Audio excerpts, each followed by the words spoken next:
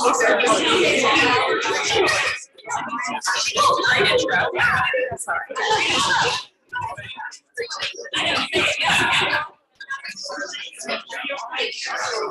good morning.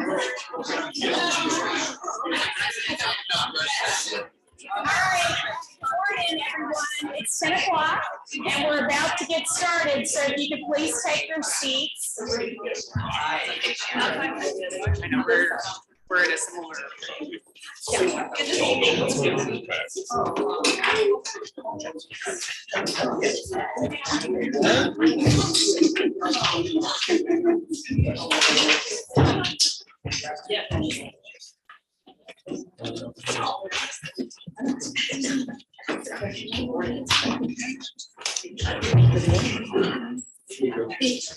All right, good morning, everyone. I'm Jane Bland, Justice of the Texas Supreme Court, and I want to welcome you to our commission meeting. Today is a great look at the past, the present, and the future, because the commission is celebrating its 5th anniversary as part of our meeting today. And we're going to be, of course, focused on what's going on over across the street and in connection with the work that our legislative subcommittee has done and is doing. And then finally, also going to look a little bit at some future projects and plans, including a discussion of what came out of the roundtable led by Judge Jan earlier in the year on 1622. So we have a good meeting in store. We're really glad that you made the time to be here on this beautiful day. It is really gorgeous outside. So we'll try to keep you engaged as you look longingly out that window. The meeting minutes are found in your notebook under tab 3. If you have any additions or corrections, please let me or a staff member know and we'll make them. Otherwise, they'll be approved. And at this time, I'd like to turn it over to my counterpart, Judge Barbara Hervey on the Court of Criminal Appeals. Thank you, Jane, and welcome. It's beautiful outside, but it's beautiful in here too. That's my queerness for the day, okay? We have made changes to how we add members to the Collaborative Council. We will accept applications for the council 2 times each year in January and July. This year, the Collaborative Council will meet 3 times in 2023. The last meeting was February 7th, and upcoming meetings will be held May 16th and September 12th. Today, we will have some time for announcements from our commissioners and Collaborative Council members. We would like to amplify events and projects in your organizations.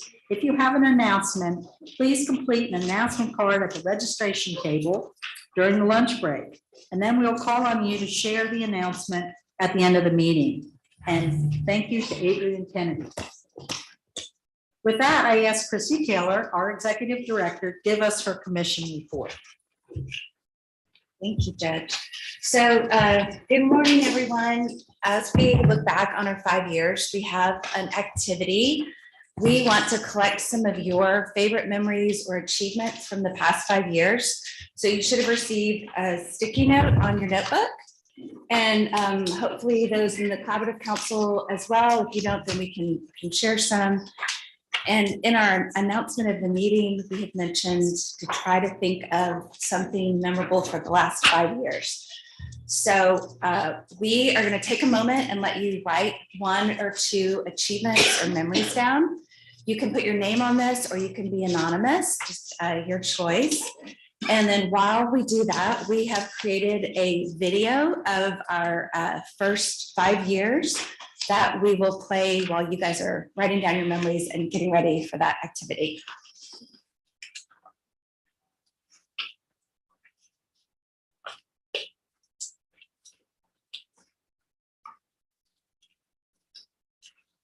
Looks like the video is taking a minute to get going. There we go. Does Collaborative Council have sticky notes or do we need to share those? Yes, you guys do too, great.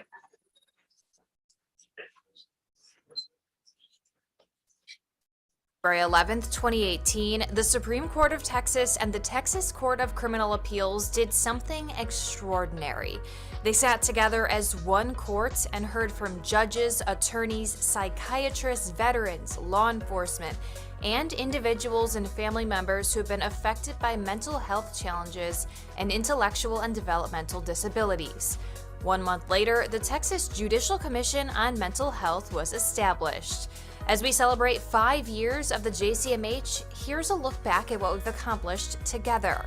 Our mission has been to engage and empower court systems through collaboration, education, and leadership to ultimately improve the lives of individuals with mental health needs, intellectual and developmental disabilities, or substance use disorders. Judges and attorneys are only a part of a very fragmented system. The JCMH brings together many disciplines to create integrative solutions.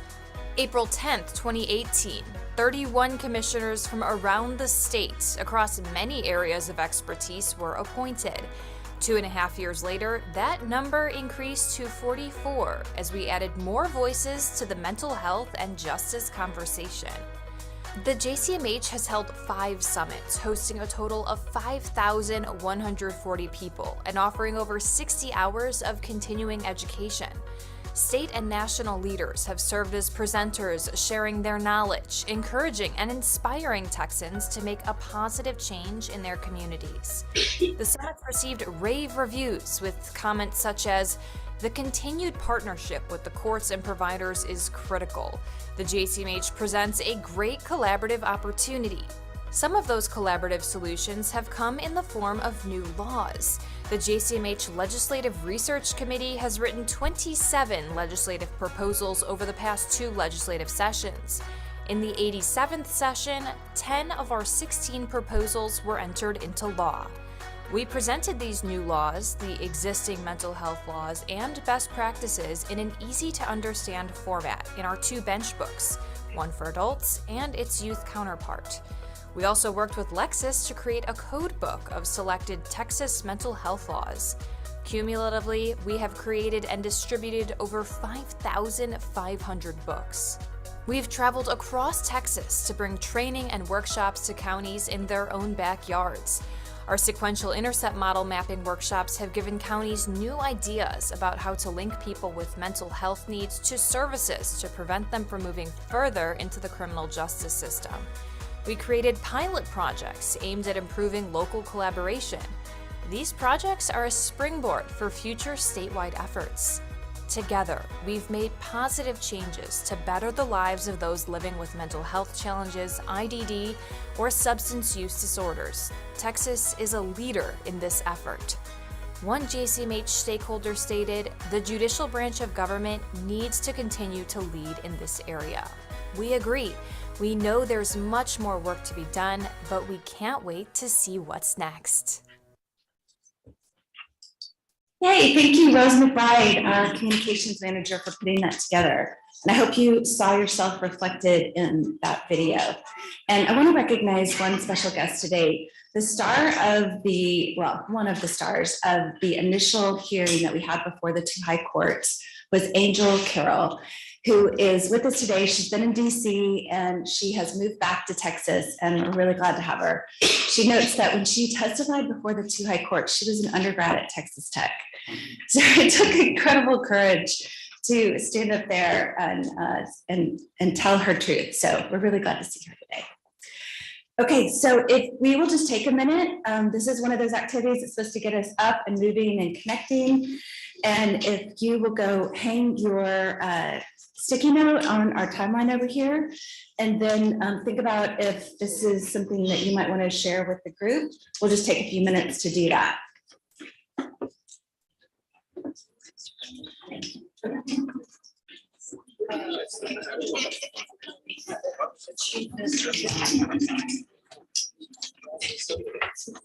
Let's go.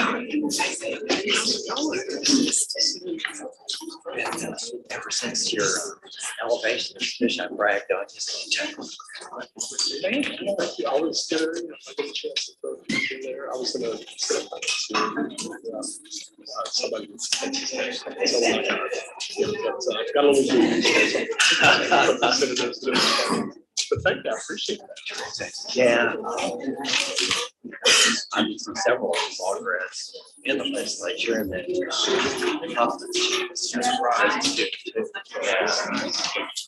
In fact, I still remember when you tried to, you worked a long time. Kind of blurry eyes. So maybe to be honest, you were.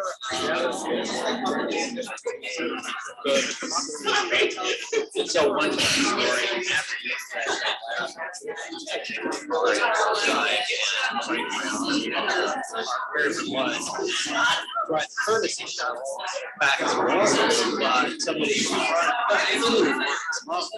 all the way out there. Right. And, it was all right. We got there. And I said,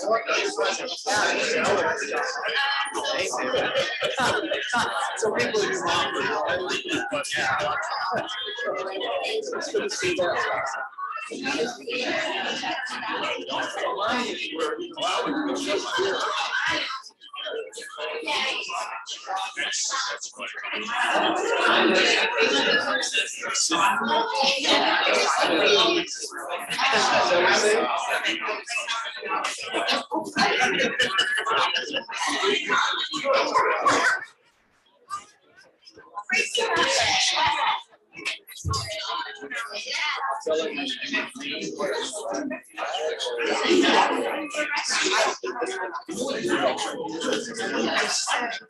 I will probably be coming here.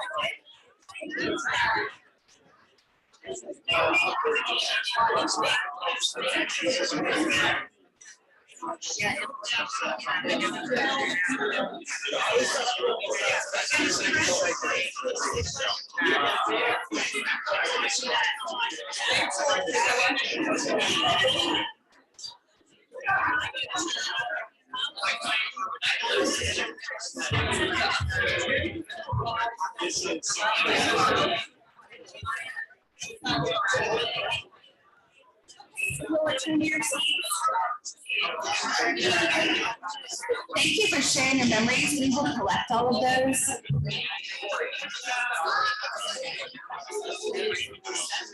We will collect all of those and make a document to reflect some of these great memories. And if anything hits you later in the meeting, feel free at any time to add to that. Okay. So we can turn to tab 5. You know, we typically do a report on what has happened since the last meeting, but because our last meeting was just a couple of months ago, we did a reflection over the last 5 years, and this is a document that we have. And if you're ever talking about JCMH and you need access to any of these, we are happy to share these with you. But please take a moment to look back on all the things that you did, because we know you guys are the heart of this. Okay, and next we're going to hear from Justice Bill Boyce. Thank you so much, Christine. Thank you very much, Kristen, and good morning to everyone. I'm going to give a brief report on recent developments on the rule and form front. You may recall that Senate Bill 362, enacted by the 86th legislature, directed the Supreme Court of Texas to adopt rules to streamline and promote the efficiency of court processes under Chapter 573 of the Health and Safety Code pertaining to emergency detentions, and also to adopt rules and implement other measures to create consistency and increase access to the judicial branch for mental health issues. A Senate Bill 362 task force was created and divided into subcommittees. One of those committees was a forms subcommittee that has created 75 forms available on the JCMH website. 7 of those forms relate to emergency detention and orders for protective custody and were reviewed by the Supreme Court of Texas Rules Advisory Committee attorney, the Supreme Court Rules attorney, and by the Executive Committee, and are now considered to be JCMH approved forms. I'll go tick through the list very briefly here. Application for emergency detention, advisement to patient under emergency detention, motion for protective custody, order for protective custody, motion to modify court-ordered inpatient mental health services to outpatient mental health services, application for order to administer psychoactive medication, an application for order to administer psychoactive medication for a patient without criminal justice involvement. On September 27, 2022, in response to Senate Bill 362's first directive, the Supreme Court issued a preliminary order approving amendments to Rule of Judicial Administration 10 governing local rules, standing orders, and forms. Supreme Court invited public comment by March 1st of 2023. In short, the amendments provide that a court cannot require a party to use a local form or reject a properly completed form approved by the Supreme Court or one of its reporting organizations such as JCMH. So these are important milestones towards the larger goal of helping to create predictable and uniform procedures to assist persons who are justice involved and have mental illness or intellectual or developmental disability. And we really owe a debt of gratitude to Justice Boyce. He not only is our vice chair and always involved in our JCMH projects, but he also is a senior member of the Supreme Court Rules Advisory Committee. And so in wearing that hat, he was able to shepherd this process through the committee that everybody affectionately calls SCAC. It's not a great word. SCAC, he was able to shepherd this through SCAC, but really it served as a springboard for the larger discussion of how do we make in particular non-lawyers access to the courts easier. And from that came the Rule of Judicial Administration, which doesn't only apply to JCMH forms. So the Children's Commission that Justice Huddle is involved in, and I think I saw Jamie Bernstein come in, and other access to justice, so that if there's a form that the Supreme Court approves, a local judge cannot say, well, you have to use my form instead, otherwise I'll see you later, and which can be very distressing for particularly non-lawyers who are seeking the kind of help that they often have to seek if they have a loved one that's in the middle of a mental health crisis. So thank you to Justice Boyce, and it's good to get that project across the finish line. Justice Jan, or Judge Jan, I have elevated you, because you deserve it because of the years of work that you have put into this project. There are 8 that have been formally approved. There's another 70 or so that are on the website that serve as resources and information for people that need more specific help. And we are in the middle of a discussion at the court about how do we decide which forms should be vetted and approved. And of course, then necessarily they need to be maintained and updated as legislative changes come, case law changes come. So it's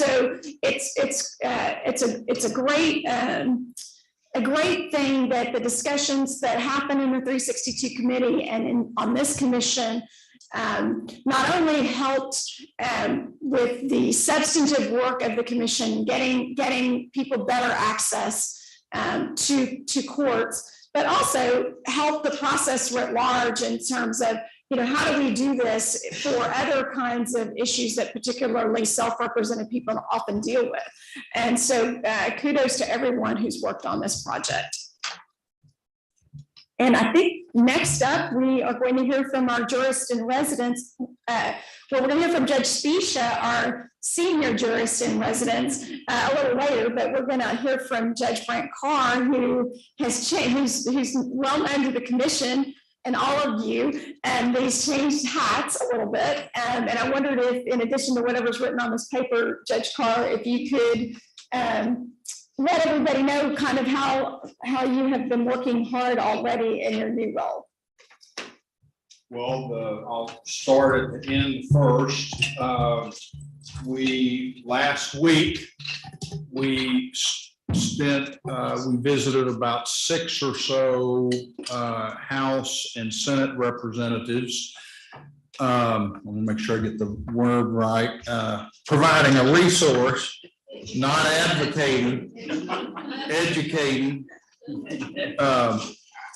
The members, I mean, of course, our concern is we're drawing near the end of the session to where bills have any meaningful chance of getting a hearing before the committee. So as I implored in January, this is the time, at least with our slate of bills, to get out there and do some educating.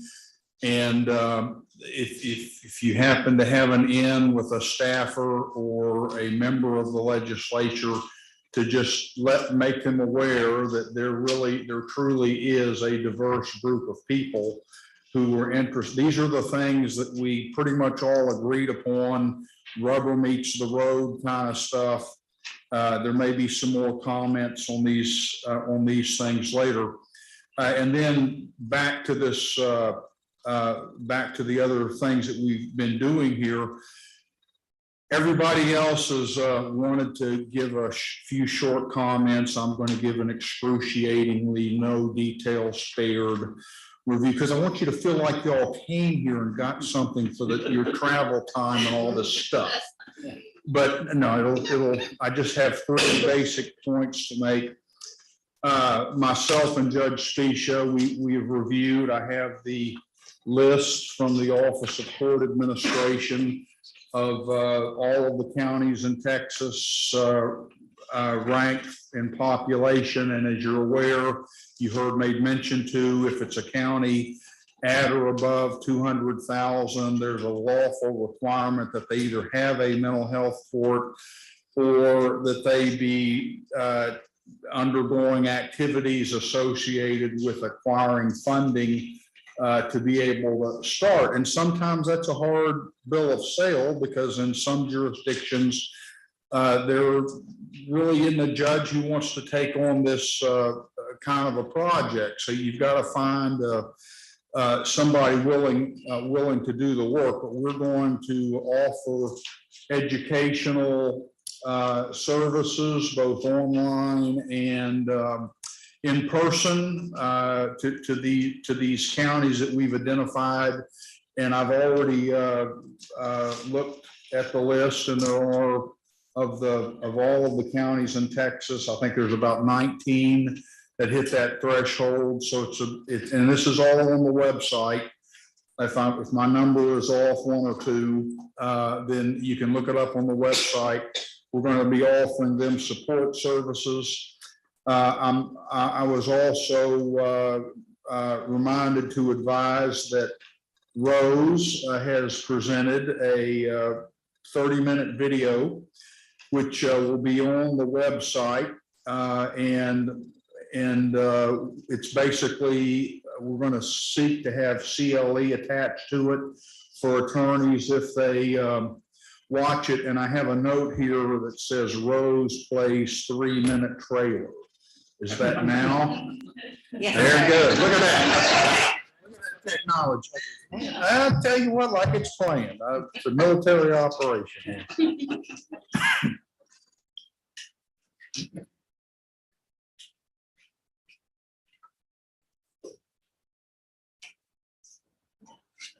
Oh, that's a great picture. Right there.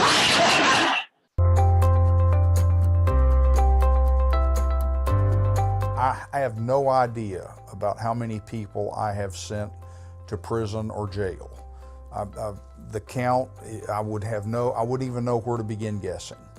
But I gotta tell you, when I walk out of here for the last time and I have a recollection of the many people that I have worked with over the years in my various programs, and including certainly first among which is the mental health program, I will feel that my primary professional accomplishment has been in the area of offering these opportunities and working with a dedicated group of people that have caused success in the private lives of the people that our programs have served. There's so many success stories, people that never thought would make it through probation, people who are reunited with their children who were on just destructive paths, people who haven't worked that are now off of disability and now are working and supporting their families. There's all sorts of good, heartwarming stories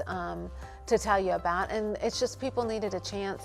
People needed someone to believe in them and not give up on them. For the individuals, you know, just even listening to them in the dockets, especially their improvements that they've made, the progress that they've made in spite of their struggles, you can see the impact right there in every single docket that we have.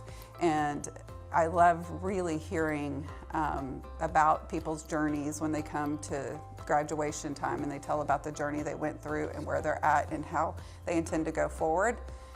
That always moves me, and it always moves like everyone who's involved. So it's just a great program to have. My name is Amber McCutcheon, and I am a graduate of the Mental Health Diversion Program. I used to get into a lot of trouble.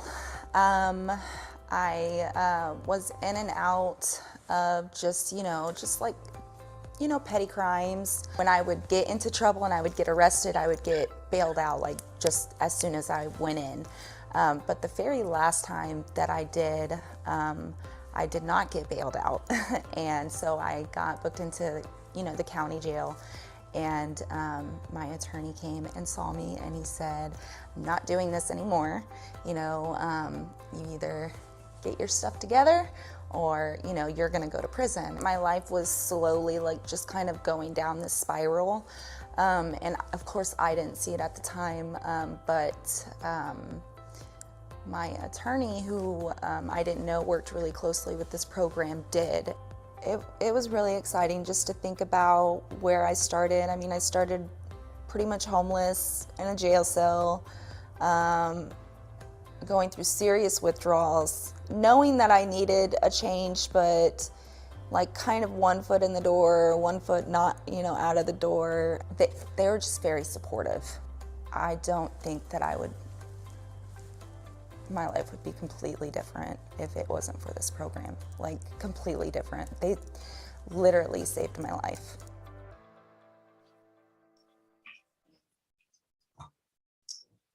And before we continue, just, great work on the behalf of, for Rose McBride, who in an earlier chapter of her life was a television news reporter. So when you see that beautifully narrated video, we are the beneficiaries of somebody who not only can make these videos and produce them, but she also does the voiceover. So we are very fortunate to have you, Rose, and thank you for your work.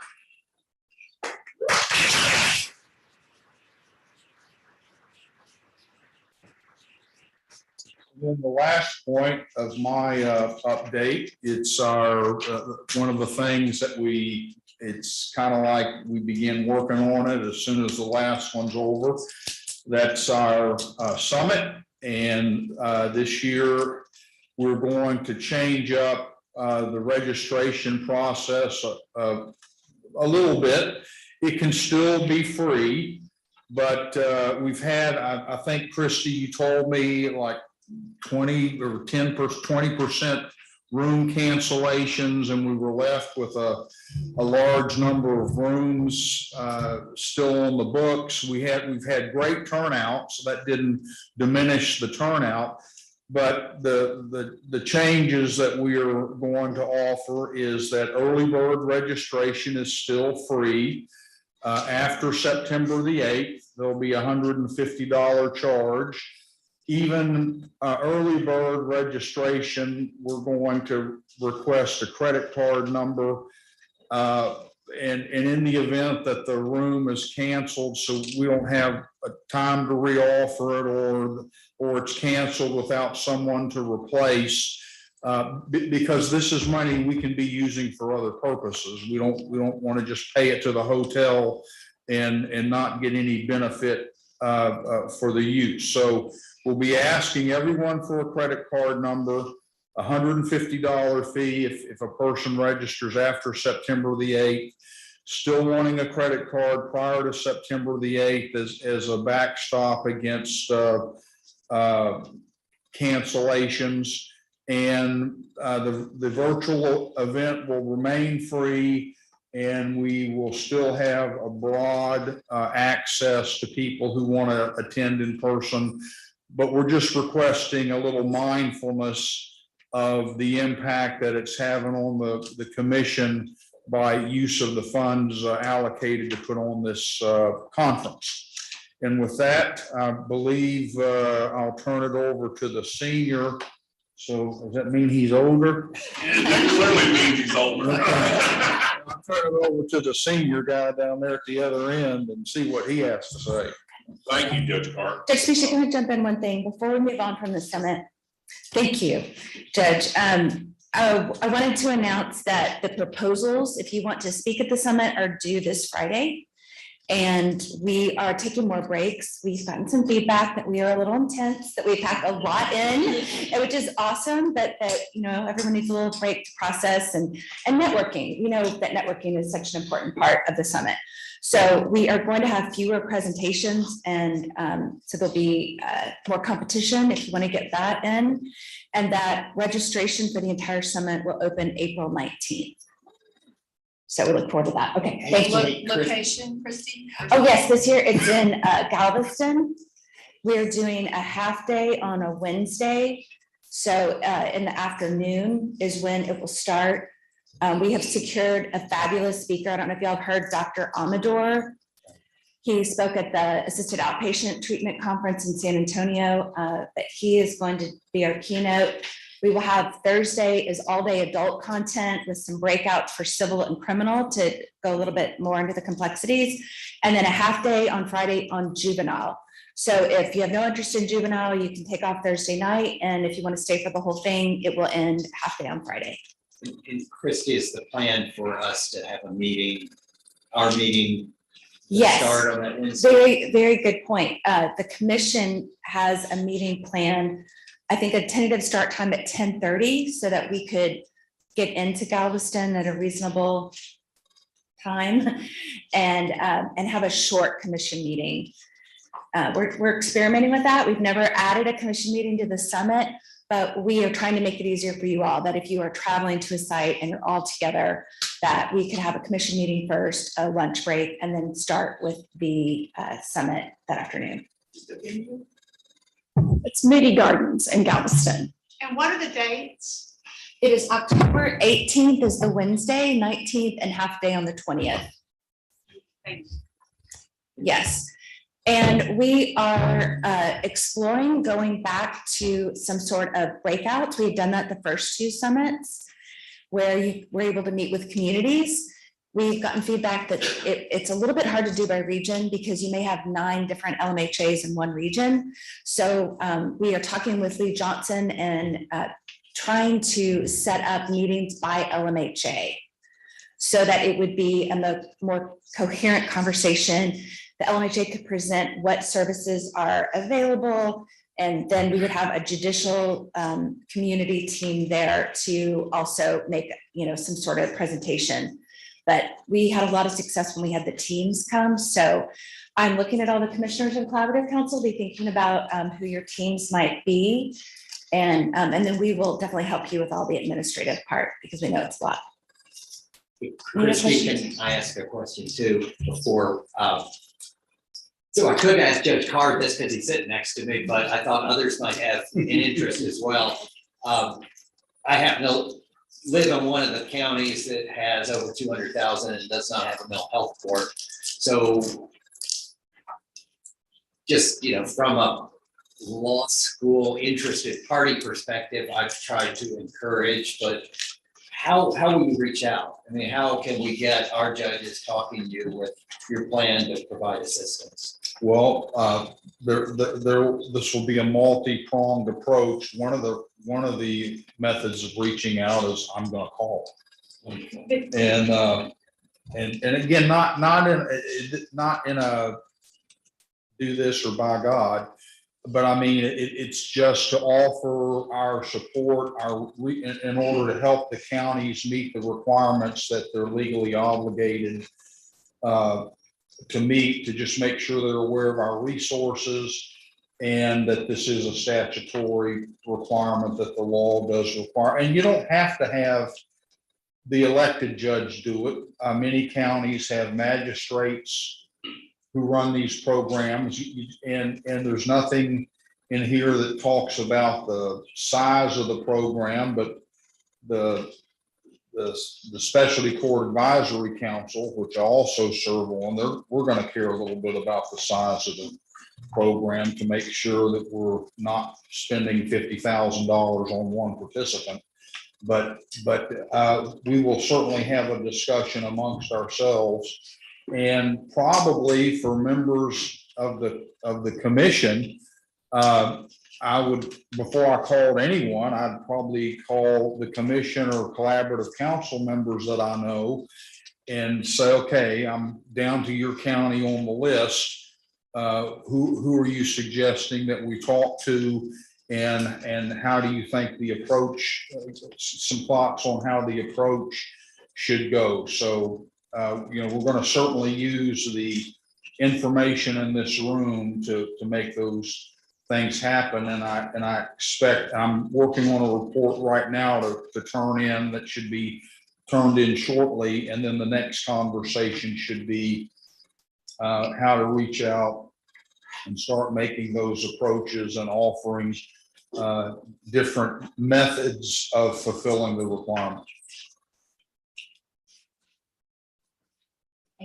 Yes, Judge Carr would, I would offer, your court was pivotal in us getting our jail diversion money and mental health court money. So I would offer, part of that was your court coming and talking about the recidivism rate, your success with Project RAP. So I would offer any support Tacoma can give you in that adventure, so to speak, because I think your probation team was amazing. And your Tacoma team was amazing in your court.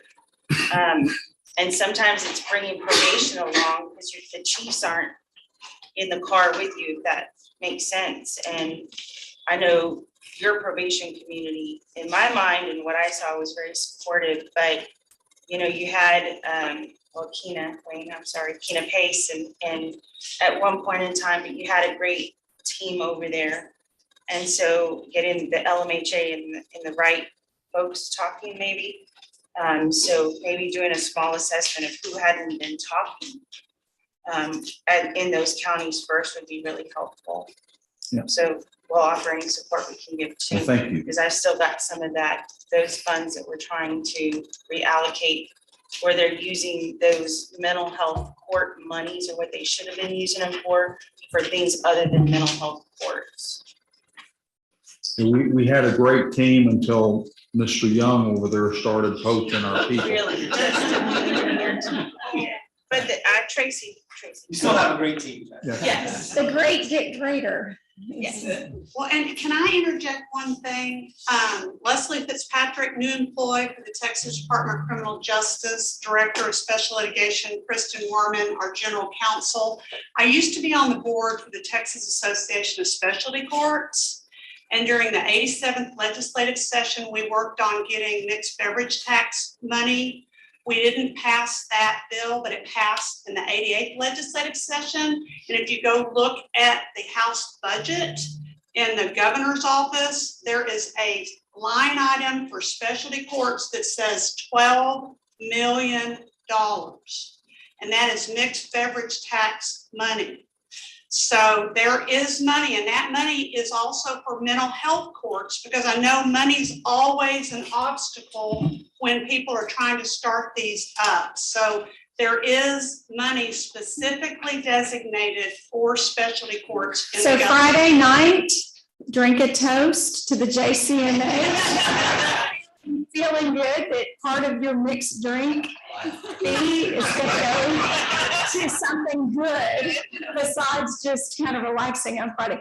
And okay, so the approach, and Christy and her team have done an excellent job of identifying counties and then kind of gauging where they are.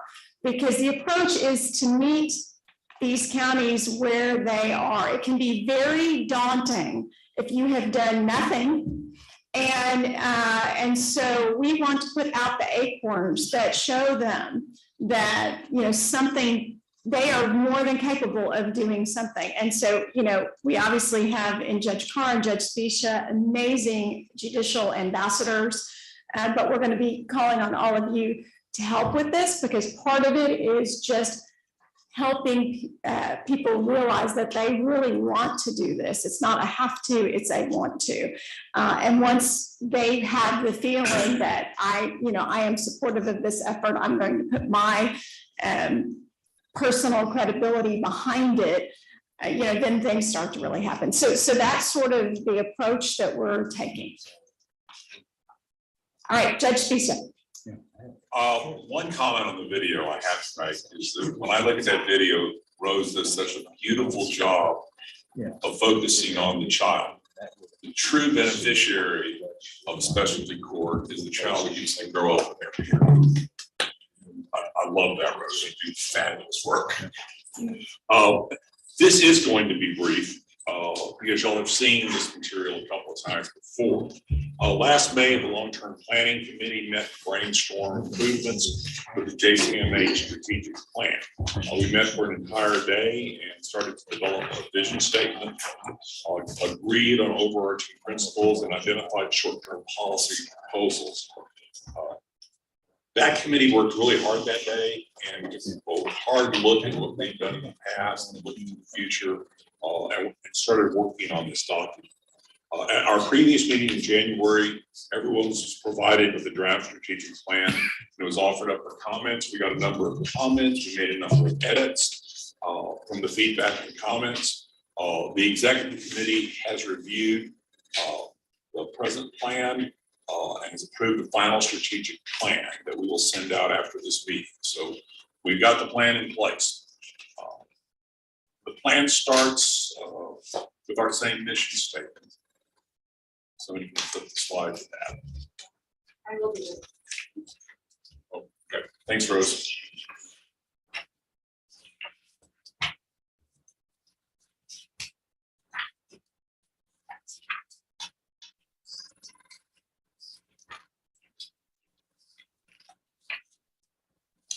Okay, that's the same mission statement that we've had. We've included fundamental principles and vision statement. These were two areas that we brainstormed on, and we improved them, and we wordsmithed it to really show what the principles are behind the JCMH. Next, we have an implementation plan.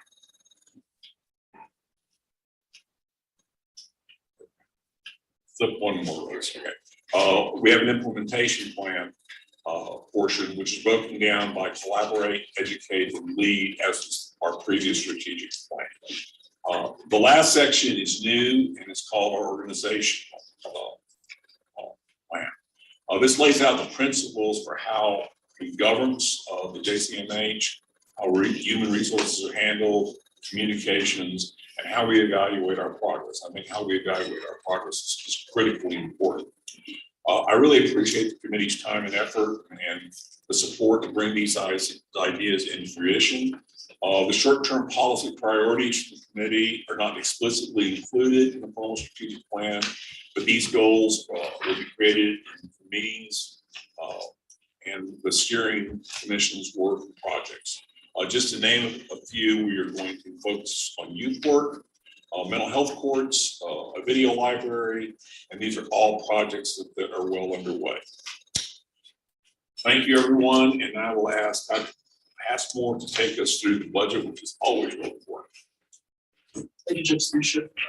Budget can be found under tab 4. The purpose of this document is to provide you all with an overview of how we're spending our funds. Since the last time the commission met, there have been 2 minor adjustments. One to operations to fund the addition of the jurist and residence position, and a decrease in our commission directed projects, which was allocated for an additional roundtable that will now be held in fiscal year 2024. Without any significant changes to our budget, I'm going to provide a brief update on the community diversion coordinator pilot program. And that's one of the 2 grants that we have. You may recall that when the pilot program started in fiscal year 2022, we contracted with the National Center for State Courts to perform an evaluation of that program. Based on observation from the first site visit, interviews with stakeholders, review of the data, and discussions with the JCMH project team, the NCSC recommended a rescope of the work. Just prior to the last commission meeting, the contract was amended to modify the scope of work based on those recommendations and after consideration by our executive committee. The main goal of the rescope of work was to give the pilot programs additional technical assistance to fully implement their programs, prepare more for that evaluation, and develop an implementation guide so that the program, if proven effective, could be replicated across the state. NCSC is currently developing the program design descriptions along with SMART goals and objectives, data elements and collection methods, diversion processes, and the roles and responsibilities of the coordinators and importantly, stakeholders as well. NCSC is going to provide these drafts for the JCMH pilot programs within the next several weeks to review and continue to provide that implementation technical assistance based on each of those counties' needs. Things are moving more slowly than we had anticipated when we began the design of this pilot program 3 years ago, but we feel that this rescope of work will help to shape the program to meet the goals that were intended. So this fiscal year is also the last year that the JCMH will be funding the program at 100%. Years 3 and 4 are stepped down at 80 and 60 respectively, and they're subject to each program's progression and effectiveness. We will be working with NCSC to determine what changes need to be made as we get closer to the end of this fiscal year. That's all I have. Thank you. I'll invite Judge Dan to tell us about the recent release report on the December roundtable on emergency detention. Thank you, Patrick. Tab 6 of your commission book for today has the recently published report from the Emergency Detention Roundtable that we held in December to review complex issues in emergency detention. This is the second roundtable we had on that topic. The first one, I believe, occurred back in maybe December of 2018, if memory serves correct. Just a quick overview. Emergency detention is a temporary action that holds a person for a preliminary evaluation for crisis stabilization. We took a look at the intended process and then heard from over 40 stakeholders as to the realities on the ground across the state. There's 254 counties in the state of Texas, as you can imagine. Everybody does it exactly the same, so there were relatively few issues. No, it was roughly 70% of the counties do their emergency detentions without warrant, so doing what's known as an APAL. That leaves 77 counties that do not do emergency detention as that primary mechanism. The chart that's up on the wall, the emergency detention report, is a very simple chart that kind of goes over the cross section of how counties do that. We came to realize that across the state, emergency detentions are very different. Some counties are well positioned and have full access to emergency detention resources at any time, day or night, either because there's judges available or because law enforcement is completing warrantless emergency detentions. Other counties have limited access due to the limitation of normal business hours in court, or law enforcement who are unable or unwilling to complete warrantless emergency detentions. And then some counties that do not have any access to emergency detentions at all. There's counties out in West Texas whose closest facility for an emergency detention is Carlsbad, New Mexico. It's kind of one of my favorite little stats I've picked up over the 5 years of doing this. We didn't just point out problems. We also tried to identify some improvements that could be made to address the frustrations that folks are experiencing, and kind of honed in on some areas there. Education and collaboration came out to be a very key topic, with a need to start educating parents, family members, members of the public, that these services are there to help them deal with the mental health conditions in their families, and to encourage greater collaboration just across our, general communities that we're in, to better interlink schools, community agencies, and medical providers. Technology became an area of conversation, focusing on what we've learned since March of 2020 with being able to do remote hearings, have remote access, converting all the paper forms into electronic documents that could be easily transmitted and seen, moving away from face-to-face hearings initially to doing, the teleconferencing or video conferencing for doing magistrate warrants if needed.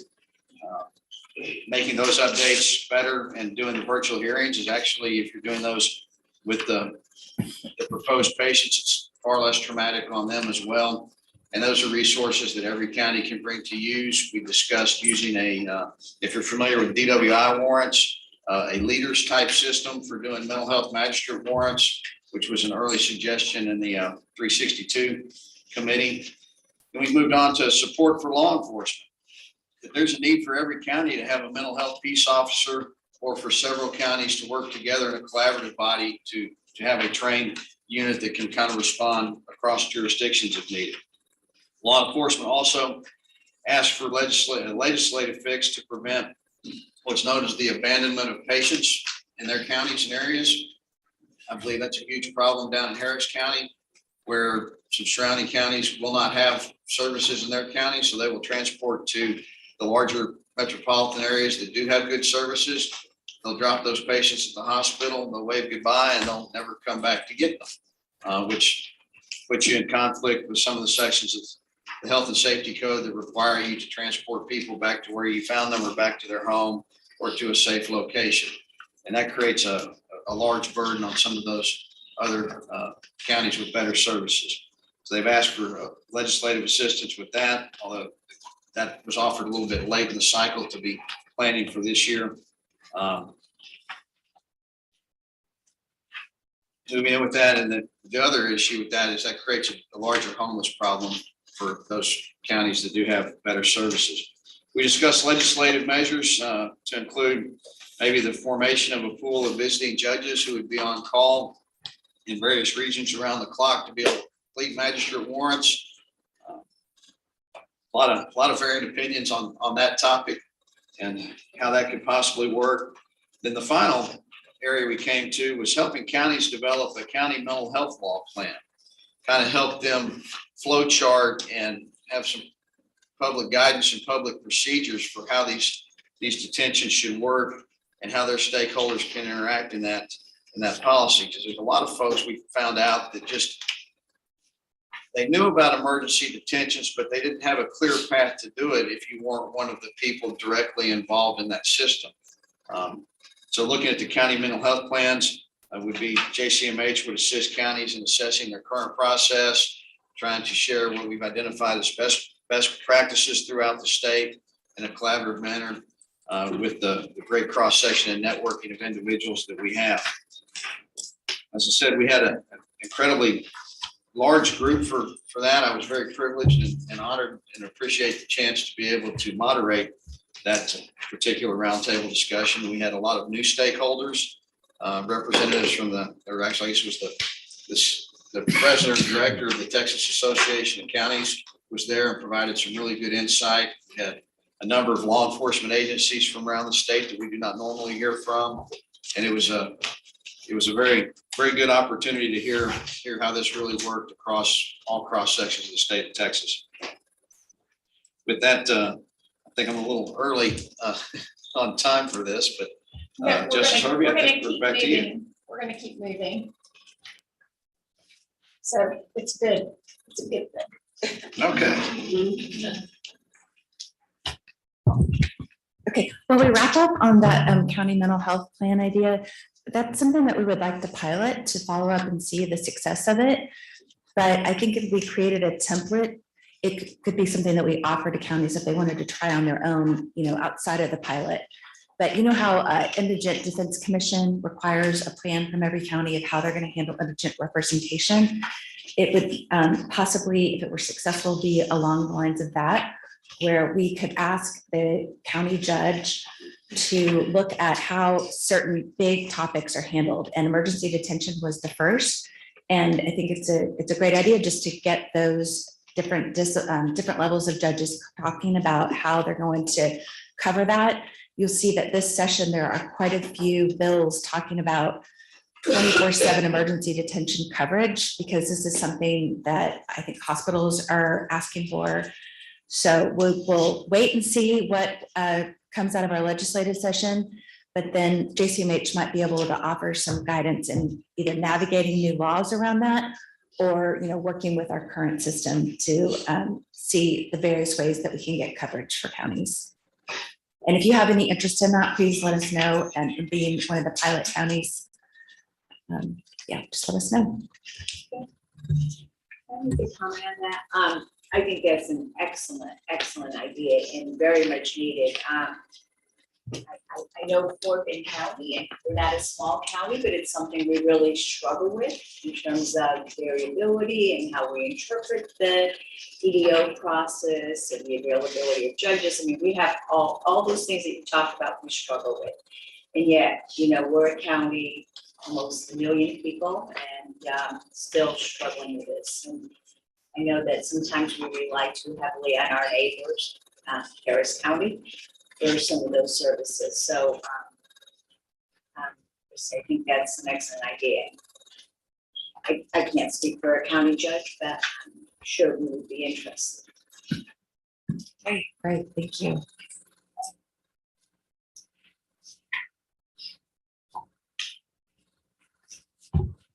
All right, we're gonna, if there's not any further discussion on that, we're gonna move to Justice Boyce. Or no, I'm sorry, we're starting with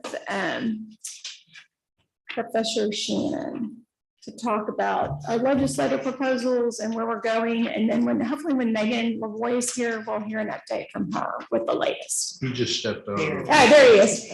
Professor Shannon, would you be willing to talk with us a little bit about where we are on legislation? Absolutely. Okay. I figured We're I'd moving better ahead. take my own breaks. Yes. So Megan's gonna talk after lunch, is that right? Well, as soon as she walks in, we'll grab her because she's, in high demand right now. So. Super.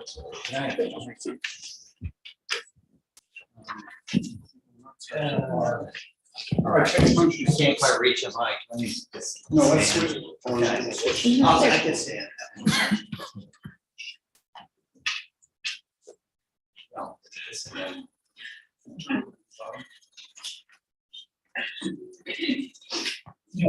There are microphones on the ceiling. There are microphones. I use my classroom voice.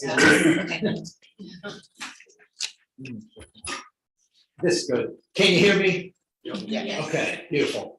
So we're gonna tag team of the criminal provisions, then the civil provisions, and then the juvenile provisions. So let me start with some of our criminal provisions. And before launching into the current ones, let me just note one success from last session was our bill to require the Jail Standards Commission to promulgate rules to expand on the Sandra Bland Act to require jails to provide medications that are prescribed.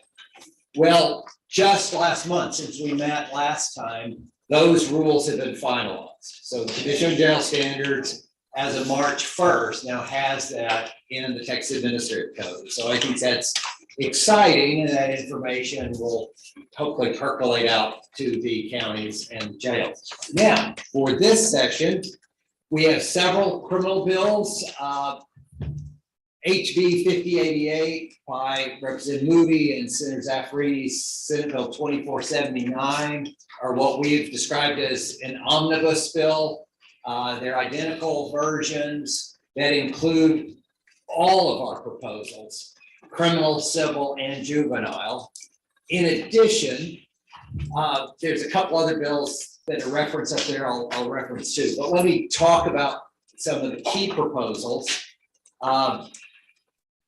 We have among the criminal provisions, a provision that I think would be very sweeping and is intended to get at some of the wait lists for competency restoration. We would amend Article 46B to limit or create alternatives for the use of inpatient competency restoration for low-level offenses.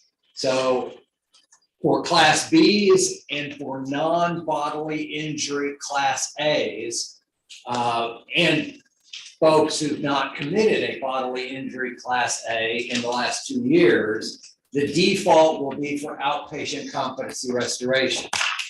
If outpatient competency restoration is not available, then the bill would require in effect, a dismissal and a referral to outpatient civil for those individuals. Recognizing that of the 2,500 or so people on the competency restoration state wait list, ballpark of 200 only have misdemeanor charges pending, and many of those individuals, we have time out before services are provided or before sufficient number of days of services are able to be provided to restore their competencies. So that's present there.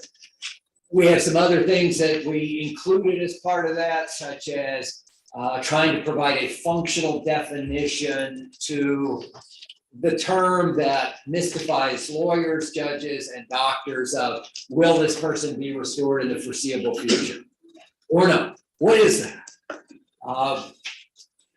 You know it when you see it. I don't know.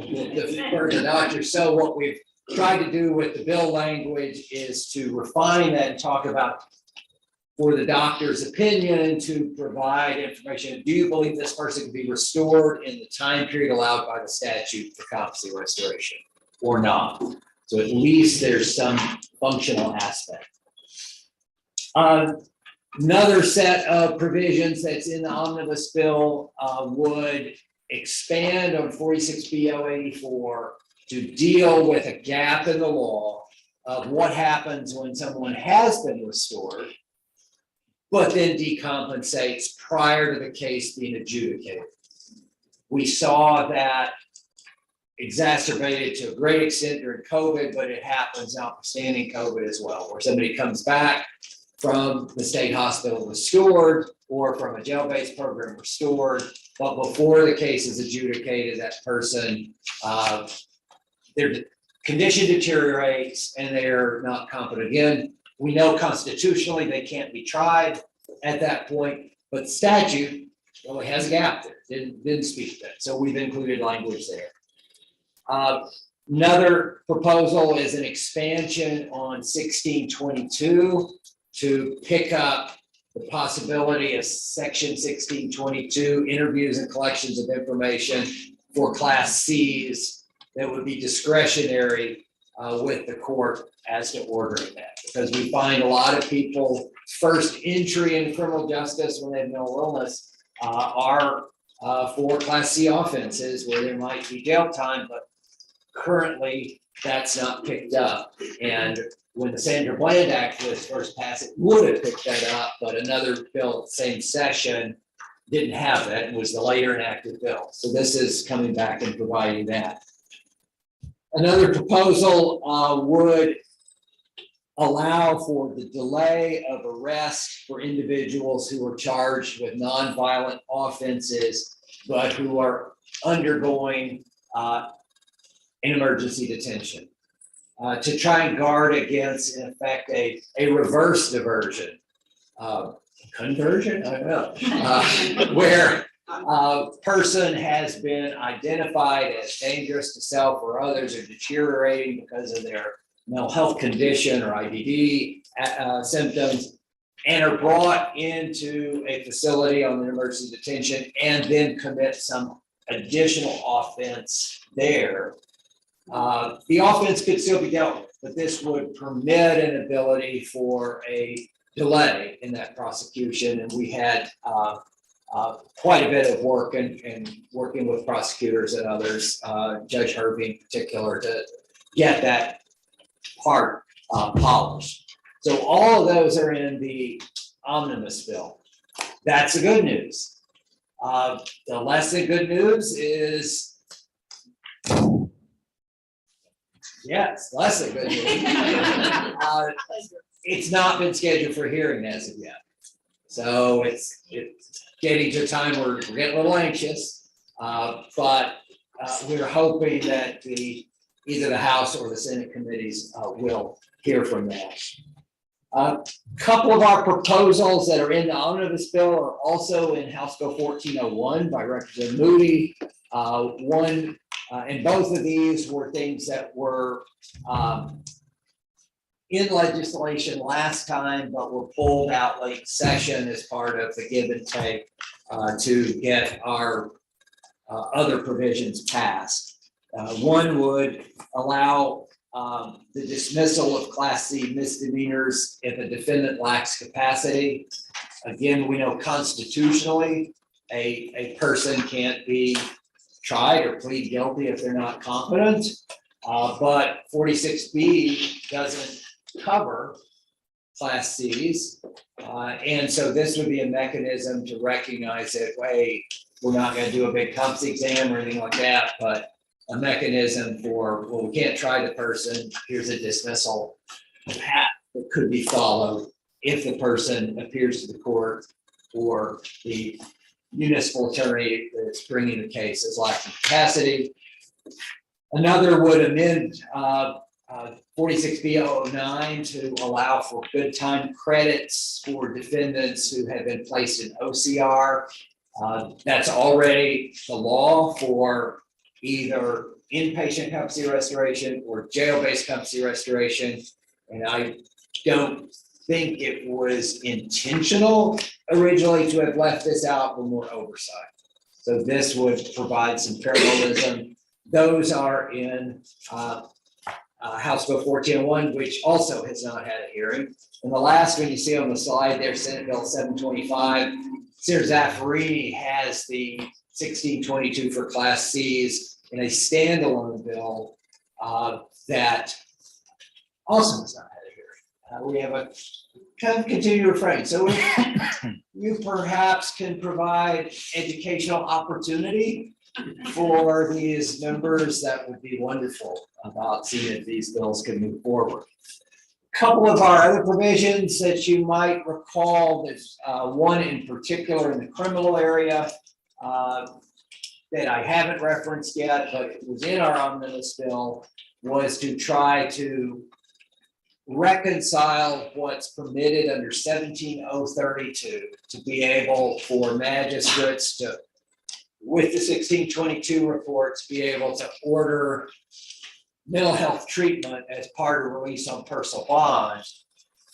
Though you work with that statute, you know there's a laundry list of certain violent offenses where that's not available. With part of the bail reform legislation that was passed during the second special session last time, some additional offenses were added and there was some overlap.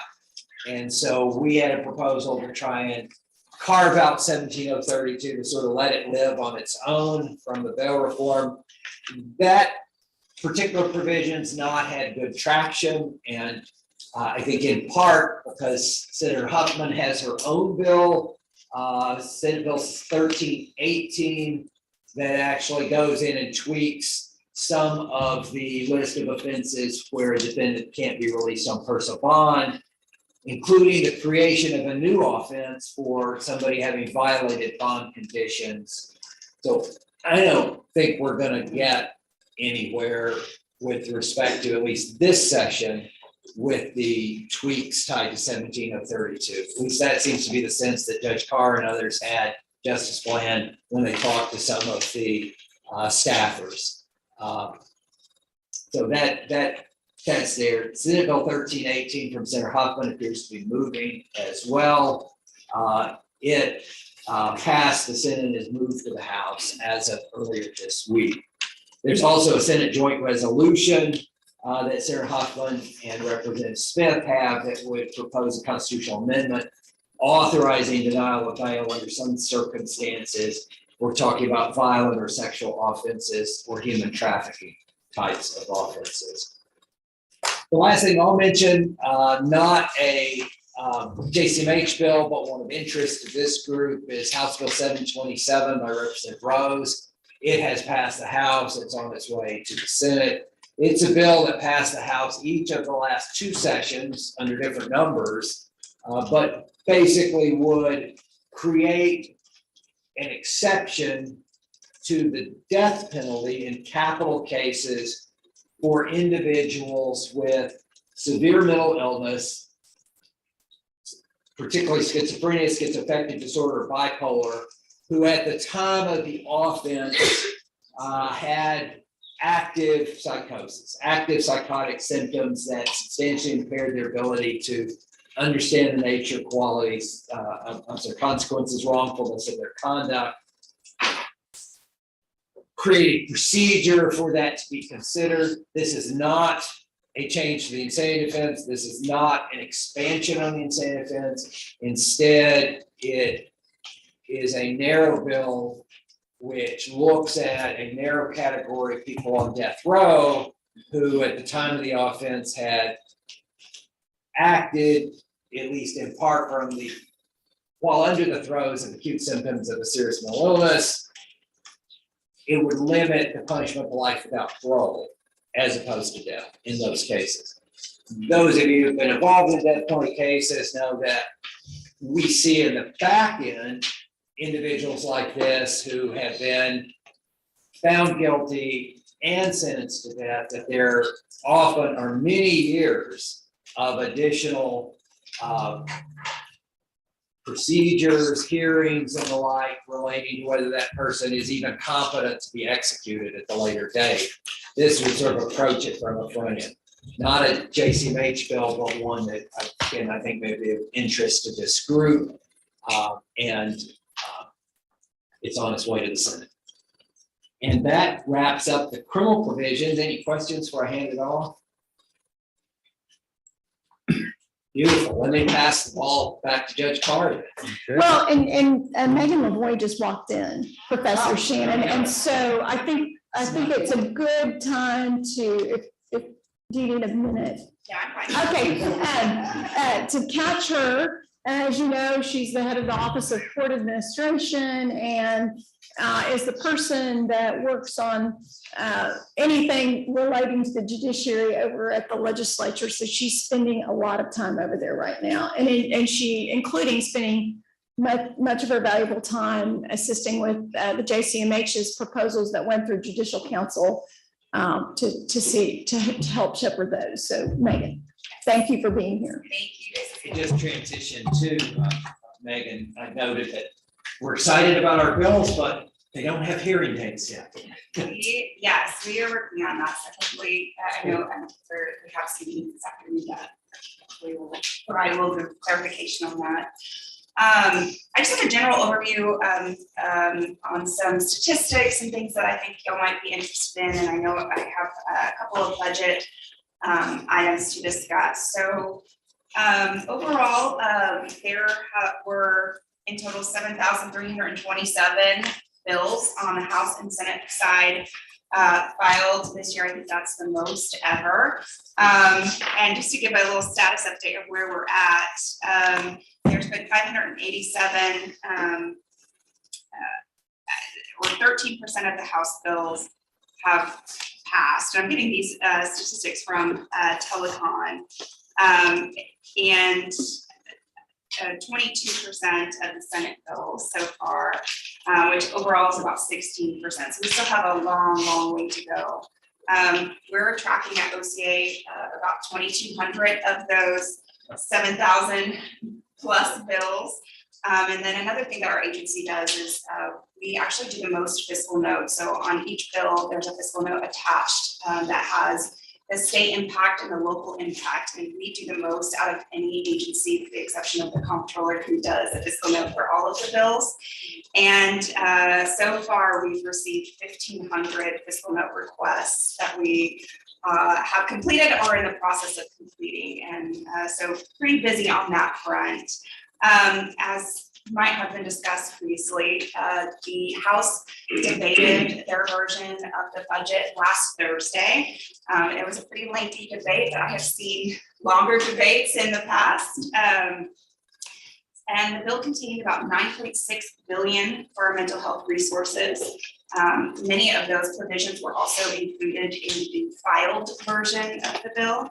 So just a couple of highlights there. So funding. That funding was provided across 26 state agencies, including additional funding for continued transformation of the state's mental health system, $236.3 million to address workforce challenges at state facilities, including state hospitals, $331 million for additional community inpatient beds, $55 million to expand child and adult mental health crisis services, including youth mobile crisis outreach teams and youth crisis respite units, $60 million to expand community mental health grant programs across Texas, such as mental health child diversion programs and child and family community mental health programs, and over $30 million to expand multi-systemic therapy for at-risk youth and their families, and then $156 million to expand children's mental health services through the Texas Child Mental Health Care group. And then lastly, about $24 million to expand the current loan repayment program for mental health professionals. The Senate just this morning, Senate Finance Committee substituted Senate Bill 1 for House Bill 1 and kicked that bill out of the Senate Finance Committee. And so that will be making its way to the Senate floor very soon. Some other items that were also included in the House version of the budget, a 5% salary increase for 2024 and another 5% salary increase for 2025 for all state employees. That same salary increase was included in the House budget for judges across the state. OCA also received $6 million to support the creation of a new case level data system within our office, which we're really excited about and hope that stays in. And then also on the House side, we received funding for 2 additional staff to support specialty courts. Oversight of specialty courts was transferred from the governor's office to OCA about 2 sessions ago. We currently have 1 staff person that's working on that. Specialty courts are required to register with OCA, and the judicial council is in charge of developing best practices. And so we're hoping to keep up that support. And there is funding for 2 additional staff in the House version of the budget. So we'll have to see what comes out of the Senate. Some key dates that we're monitoring.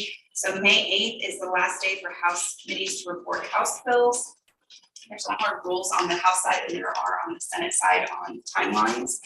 And then May 11th is the last day for the House to consider House bills on their daily or supplemental calendar. So that's always a very late night, and they will go till midnight trying to pass those House bills out and make their way over to the Senate. So I'm happy to answer any questions, but that's just kind of a brief update. Other issues besides the mental health bills that the Judicial Council is really involved in is class C diversion. There's several bail bills that the council is working on. Many data bills that have made their way through committees, and so we're being resources on all those legislation too. One question on the workforce aspect. So with the 5% each year state employee raises, that's terrific. Is there a rider for comparable increases that could go to the local mental health authorities? No. I don't know. I do know that there were more targeted increases throughout the budget in excess of that 10% increase over the 2 years. But that's something I can look into. I'm not sure if there was a right answer to that. Judge Helens. Was there any increase in the amount for IDB? I believe there was, and the data that I have is just lumped into specific Okay. categories, but I can get the more specific positions that were included for that.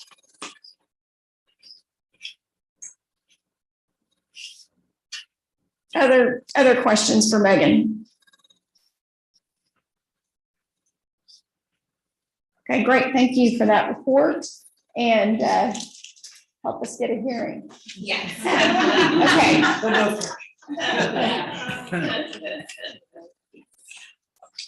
All right, and I think we broke off in our discussion of the pending pending bills relating to criminal justice, and so we'll switch over to civil justice and Judge Carr.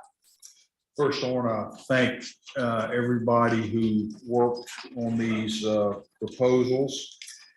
A lot of these, as I've characterized once earlier, these are very kind of rubber meets the road propositions.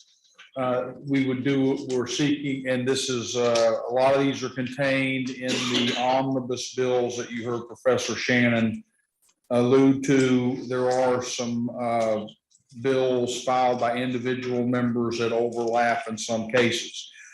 But one is seeking to expand the class of people who can apply for emergency detention warrants by use of technology. That would, right now it's limited to doctors. This would allow, our recommendation was limited to qualified mental health professionals in LMHA facilities.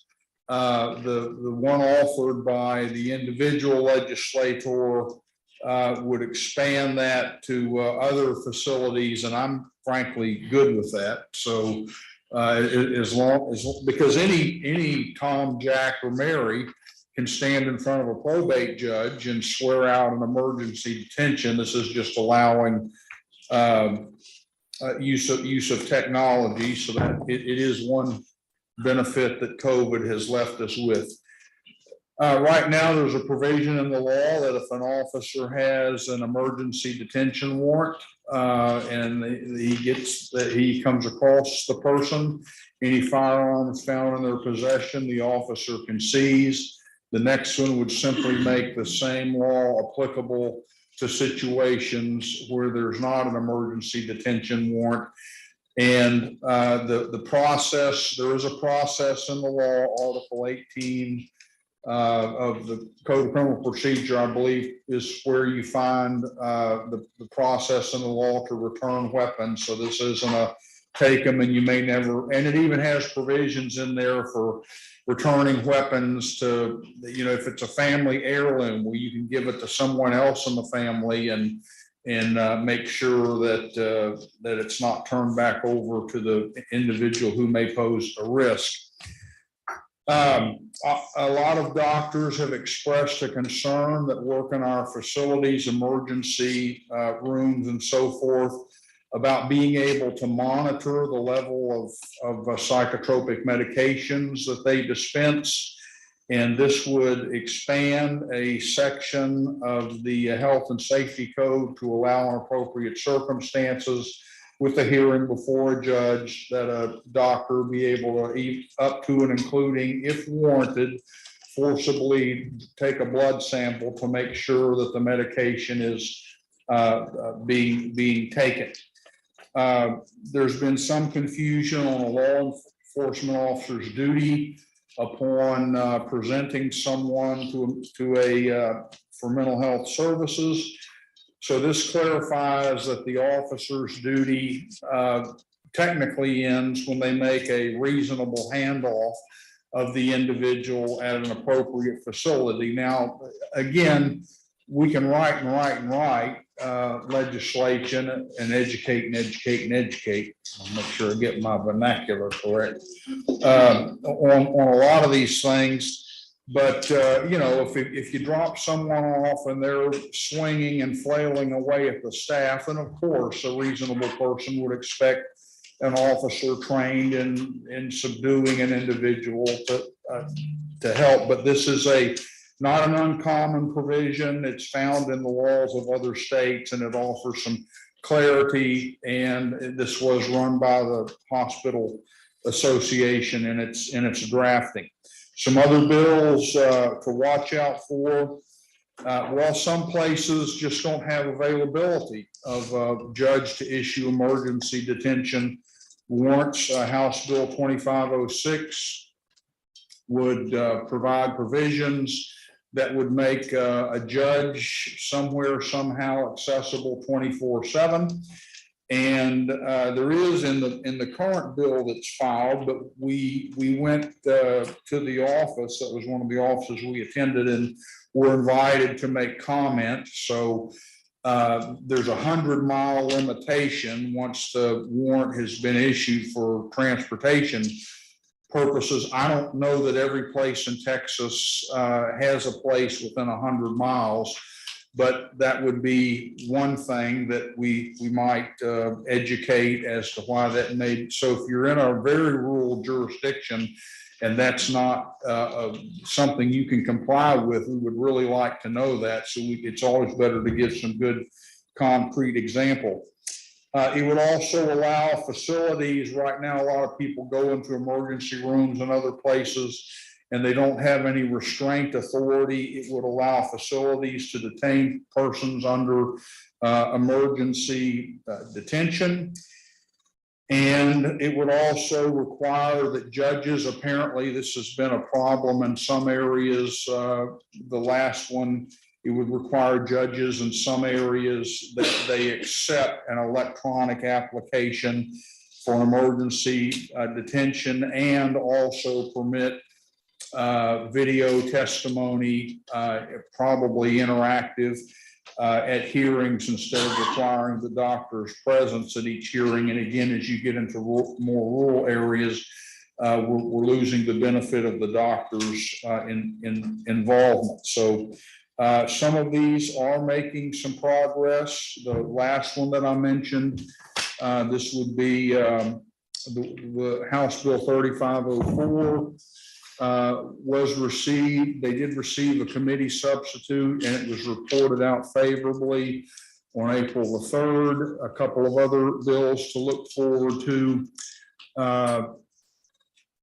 Basically, it would allow an application for court-ordered mental health services to be filed in a county where the person is assessed. So that would expand the number of places to where court-ordered mental health services could be sought.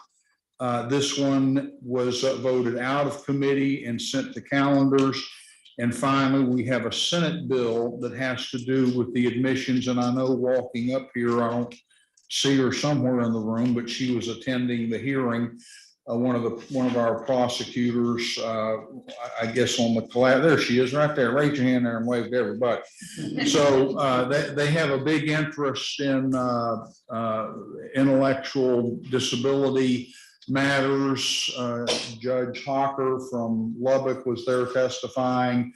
And so that's also getting some play, and it passed in the Senate on April 3rd. So that is my report. Again, thanks to everyone who participated on the committee. We did a lot of phone calling and discussion, and this is what we came up with. And and I'll close with this and ask for any questions.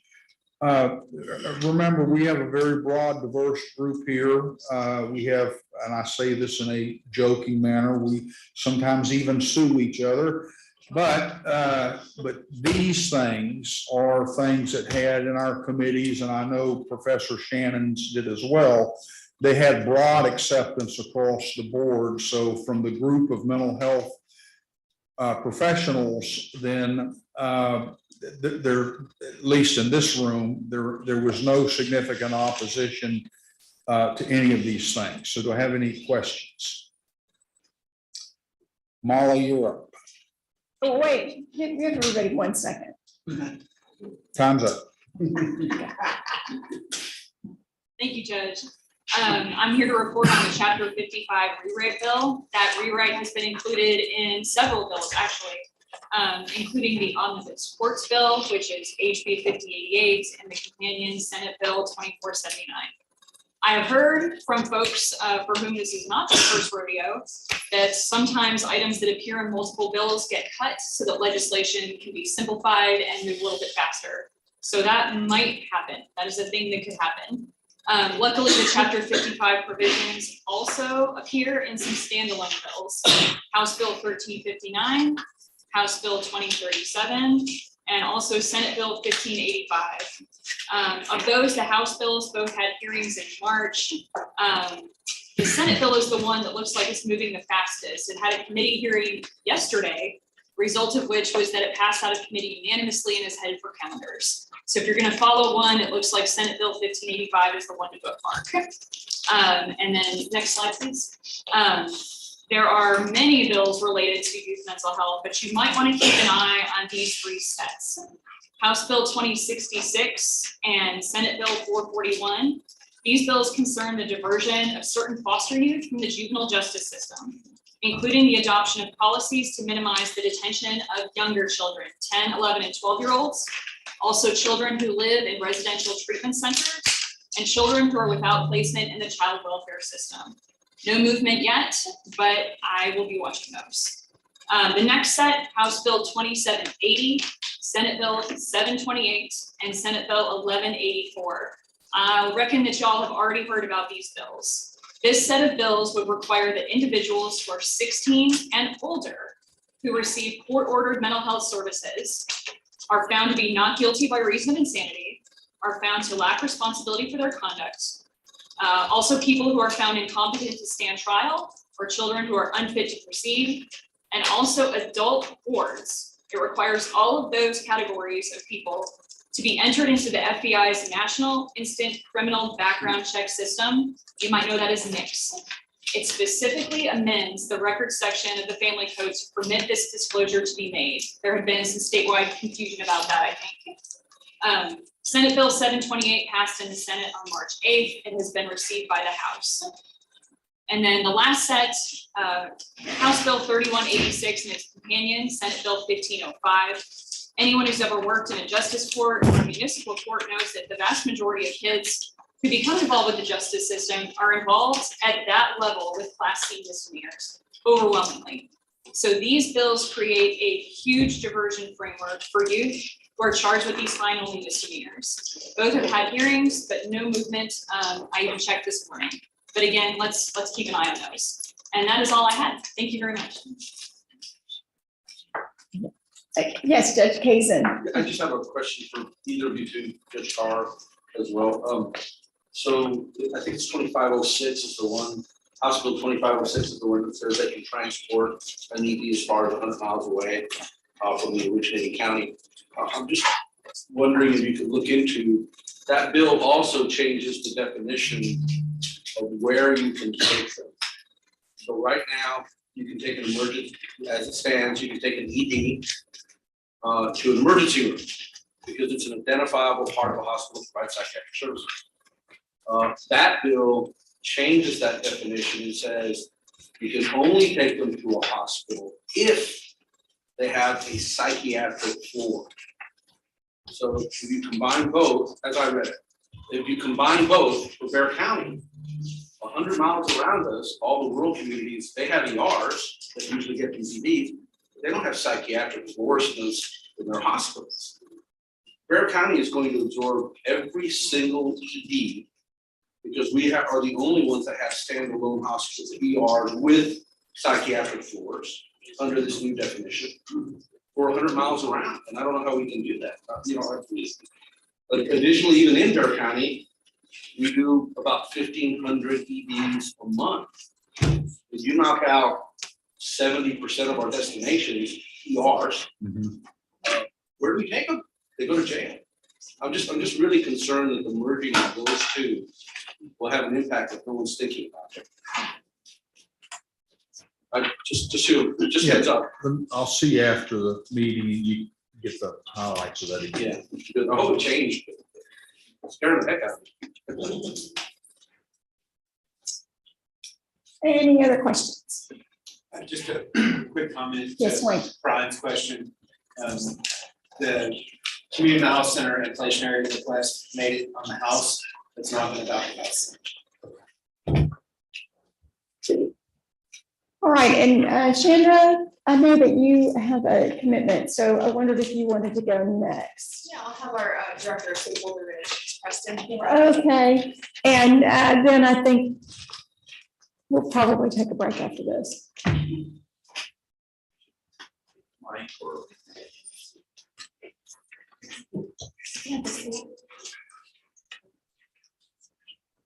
So, two big things for us at TJJD this session have been the sunset process, which we completed last year, and then the budget resulting from some of those findings, as well as our sunset bill, our highlights for this session.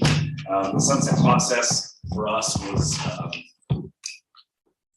relatively great, which agencies don't always say. We had a good relationship, kind of very transparent, and we were able, through kind of some of the things that came to light last session, to already implement.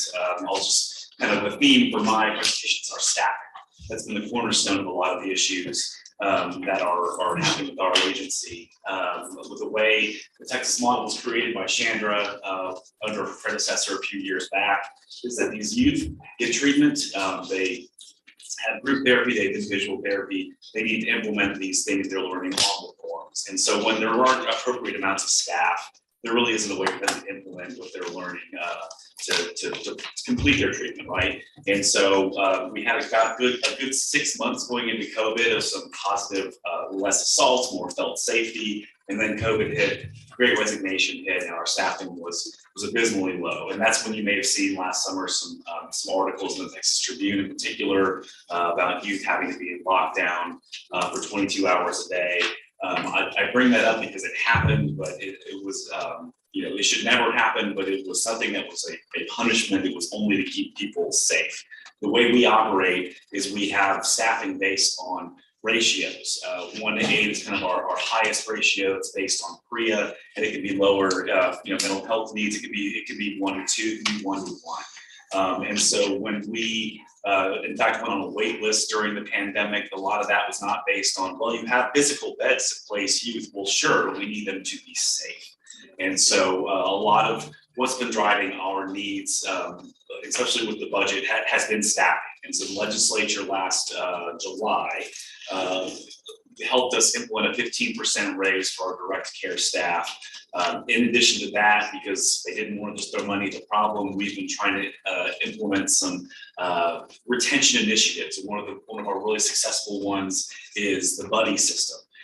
So when you are a direct care staffer, you're starting and training, for the first 60 days, you're assigned a buddy that actually came out of the military, and you guys are together for the first 60 days. And so a lot of that, it helps with, you're not just handed the keys on day 30 and said, good luck, here's your dorm. You've got somebody with you. There's that support element. But in addition, you have somebody to help you be accountable. If the case manager says, well, the policy says this, we've been doing it this way. No, I learned in training, and so did my friend here, that we do it this way. And so it's been a really successful initiative.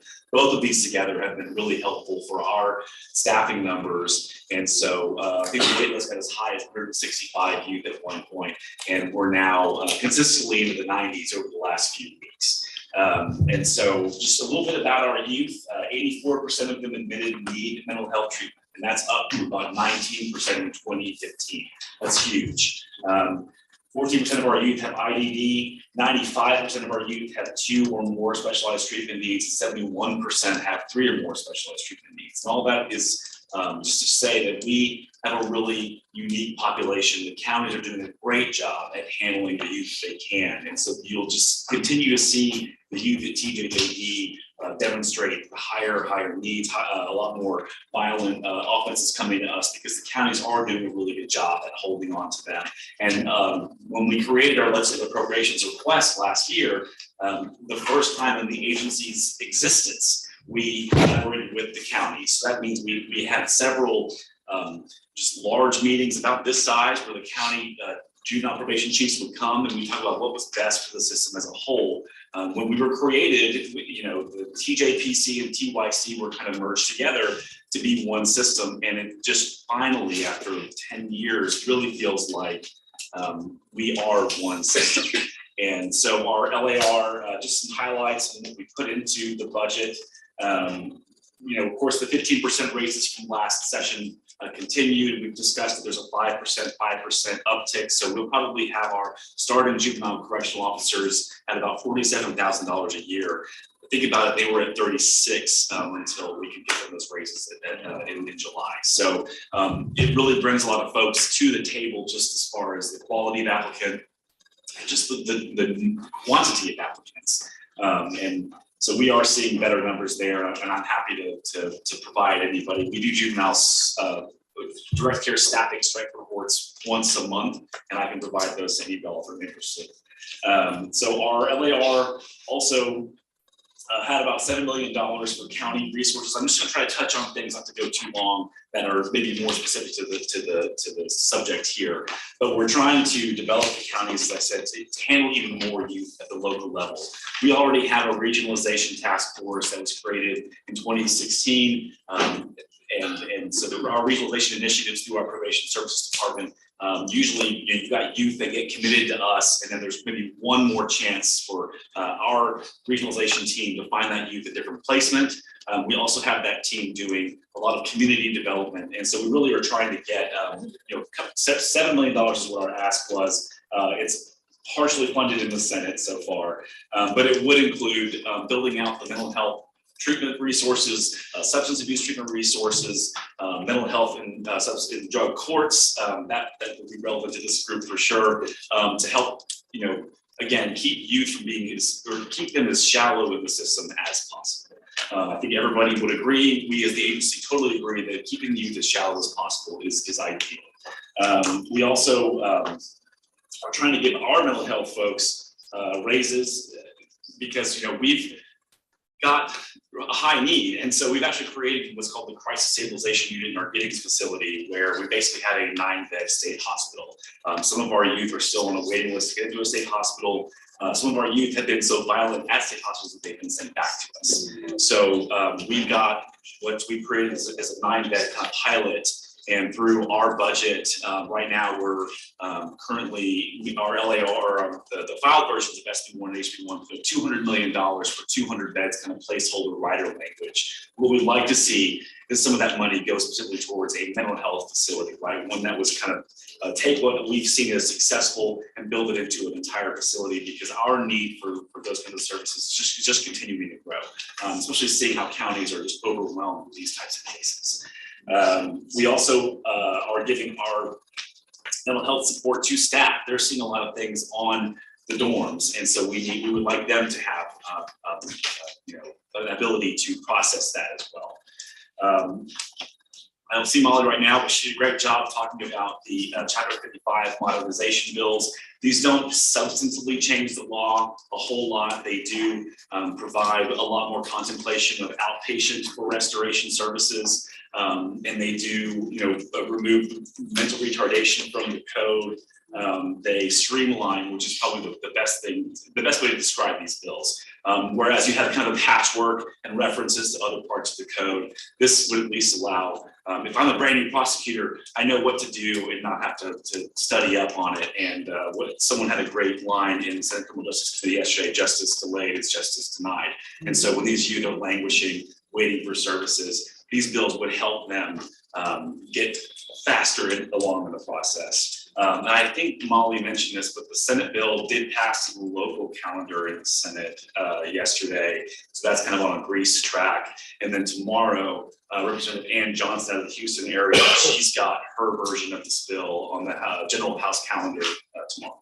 So that they're both receiving a lot of support and moving quickly. I mentioned that we went through sunset.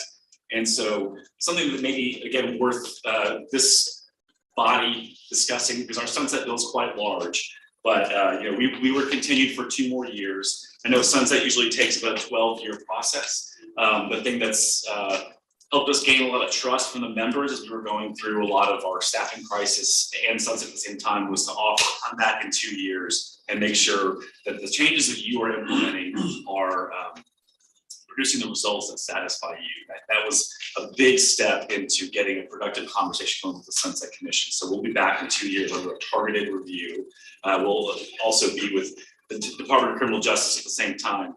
Hopefully that's just a coincidence. One of the bigger changes too is our board will go through some streamlining as well. They probably will take a few members off.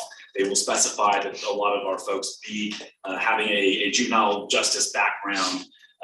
One of the great things that they're going to have is the ability under the government code to appoint advisory bodies. HHSC is a good example of how these work. So a lot of y'all in the room, please stick around. We're going to be doing advisory bodies that probably deal with a lot of the issues that you are concerned about. And so that will be a change that will happen September, we think, with our board. The regionalization task force that I mentioned earlier that has done really good work with diverting youth from our facilities. In fact, they have consistently hit their statutory goals. And so a lot of their work is looking more upstream, like I mentioned, to develop community resources. So they kind of have 2 tracks, the actual diversion of individual youth, then the building up of community resources to divert more youth in a systemic kind of way. So they were kind of evergreened. What's great about our regionalization task force is they continue to meet, even though they were created, I think, 2016. And so they had not published a new report since 2016, and they didn't need statute to do this. So they went ahead and got together again and published another report that our board adopted last February. It is a really excellent document about how we can move forward. Again, not just diverting individual youth at a time, but helping create these resources in the community that will be even more upstream of just diverting when the courts get involved, right? I'll just wrap up because there's kind of some clusters of bills that are affecting us. So I mentioned that we went on a wait list for bringing in youth from the counties. At one point, I think people were saying we weren't taking youth. That's not really ever been true, except for maybe a week or 2, but we have had a slow drip, and that has gotten better with our staffing increases. But there was a lot of frustration at the local level. So Representative Craddock, Senator Polkforce, Representative Frank, all 3 have bills of varying either take a youth within a certain amount of time, one's a 30-day, one's a 45-day, or compensate the counties for holding on to our youth in the wait list, on the wait list. And just beyond these bills, we have been working really hard with our county partners to prioritize the youth if they're causing trouble in the facilities. Last year, we spent about $500,000 compensating the smallest counties for having to hold on to our youth and contract with another placement to hold on to the youth while they're waiting to come to us. The supplemental budget, SB 30, has, I think, $15 million in it to compensate counties for the previous biennium for holding on to all of our youth. Basically, our math was if you've had a youth for over 30 days, then the uniform cost rate of about $320 a day kicks in. And so every county that had to hold on to a youth committed to TJJD last biennium should be made whole under that formula, and that's going to be an SB 30. And I think the file version had about 9 million. It is now 15 million. So just fingers crossed for that one. Raise the age is always going to be an issue coming up. I think philosophically, when we talk about the mental health, brain science of our youth, well, we're as an agency agnostic, we can only educate, not advocate. But these bills, the only concern that we have is when there's a wait list of youth trying to get into our facilities, and then you make that raise the age to 18, we're going to really need to build out the resources locally and the statewide level to handle this new population. And I think Representative Dutton has a bill that was not referred to his committee, referred to Ms. T's committee on youth, the select committee on youth health and safety. I don't believe it's moved much. And there have been several other bills, Representative Wu, Representative Leach, that would raise the bottom age. So from 10 to either 12 or 10 to 13. And I think these proposals kind of vary on you're in until you're out, or you're out until you're in. Either way, they're kind of moving through the House a little slowly, but there's certainly food for thought for this group. Again, just our concern would be we're having a hard time with the population that we have right now, so we just make sure that we can take care of them coming in. Excuse me, but we have to keep moving. So oh, okay. Well, we appreciate it. I don't mean to be rude, but I just thought we move along because most people kind of need a break. Play me off. It's the county award. Thanks, everybody. Anyways, thank you. But before we go to lunch, which is waiting outside, I wanted to take a point of privilege here. I recently had a personal crisis at home. First of all, I want to thank all of you. I'm humbled by how much you dedicate your lives to helping us, help others. So I appreciate all that. But I wanted to personally thank two people in particular. One is Judge Oscar Kazin. He's always very kind when I call him and ask questions. But just to bring this home, I have a son with a special needs son who had a crisis. And my husband just died. That's a big, giant mess. So I've got a lot on my plate right now. So Oscar was very helpful. But in particular, Adrian Kennedy, I was so upset that I called Adrian just to have somebody to talk to. And she was wonderful. And so I just wanted to personally thank her because it was a rough couple of days and things are better. We're moving along, but she is wonderful. And I wanted to thank you, Adrian. So, Thank you. and now.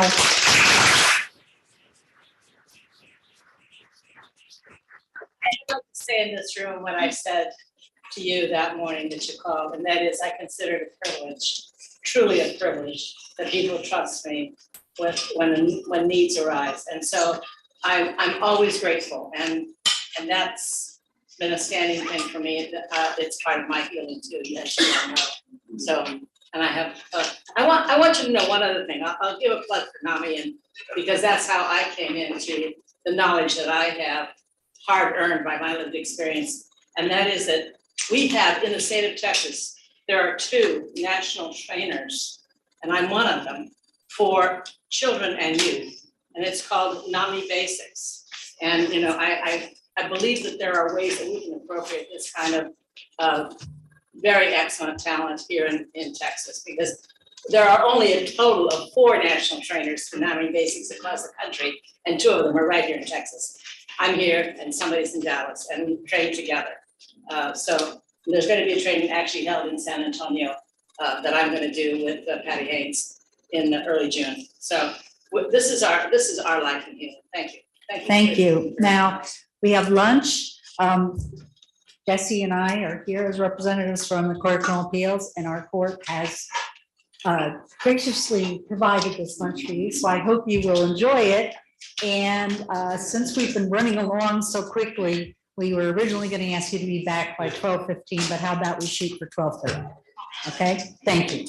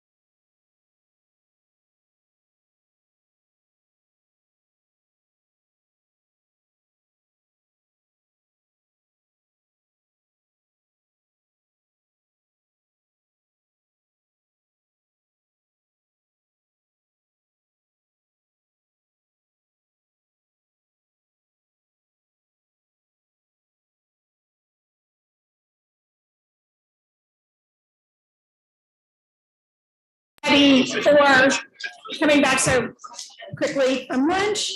It was delicious. So thank you, Judge Hervey and Judge McClure and your court. It's really nice to not have to there's not a lot of places to go around here, so it's really nice to have that. And often it's not that good, but today's was, I thought, very good. Because we run it through the Texas Center. Oh, they know who to call? Okay, well, they did a good job, I think, so thank you. All right, I'm still eating the cookie. Okay, we are continuing with reports about legislative, and I think we have a couple of people. Commissioner Gaines, would you like to lead off for HHS? Sure, happy to do so. Thank you so much. You're welcome.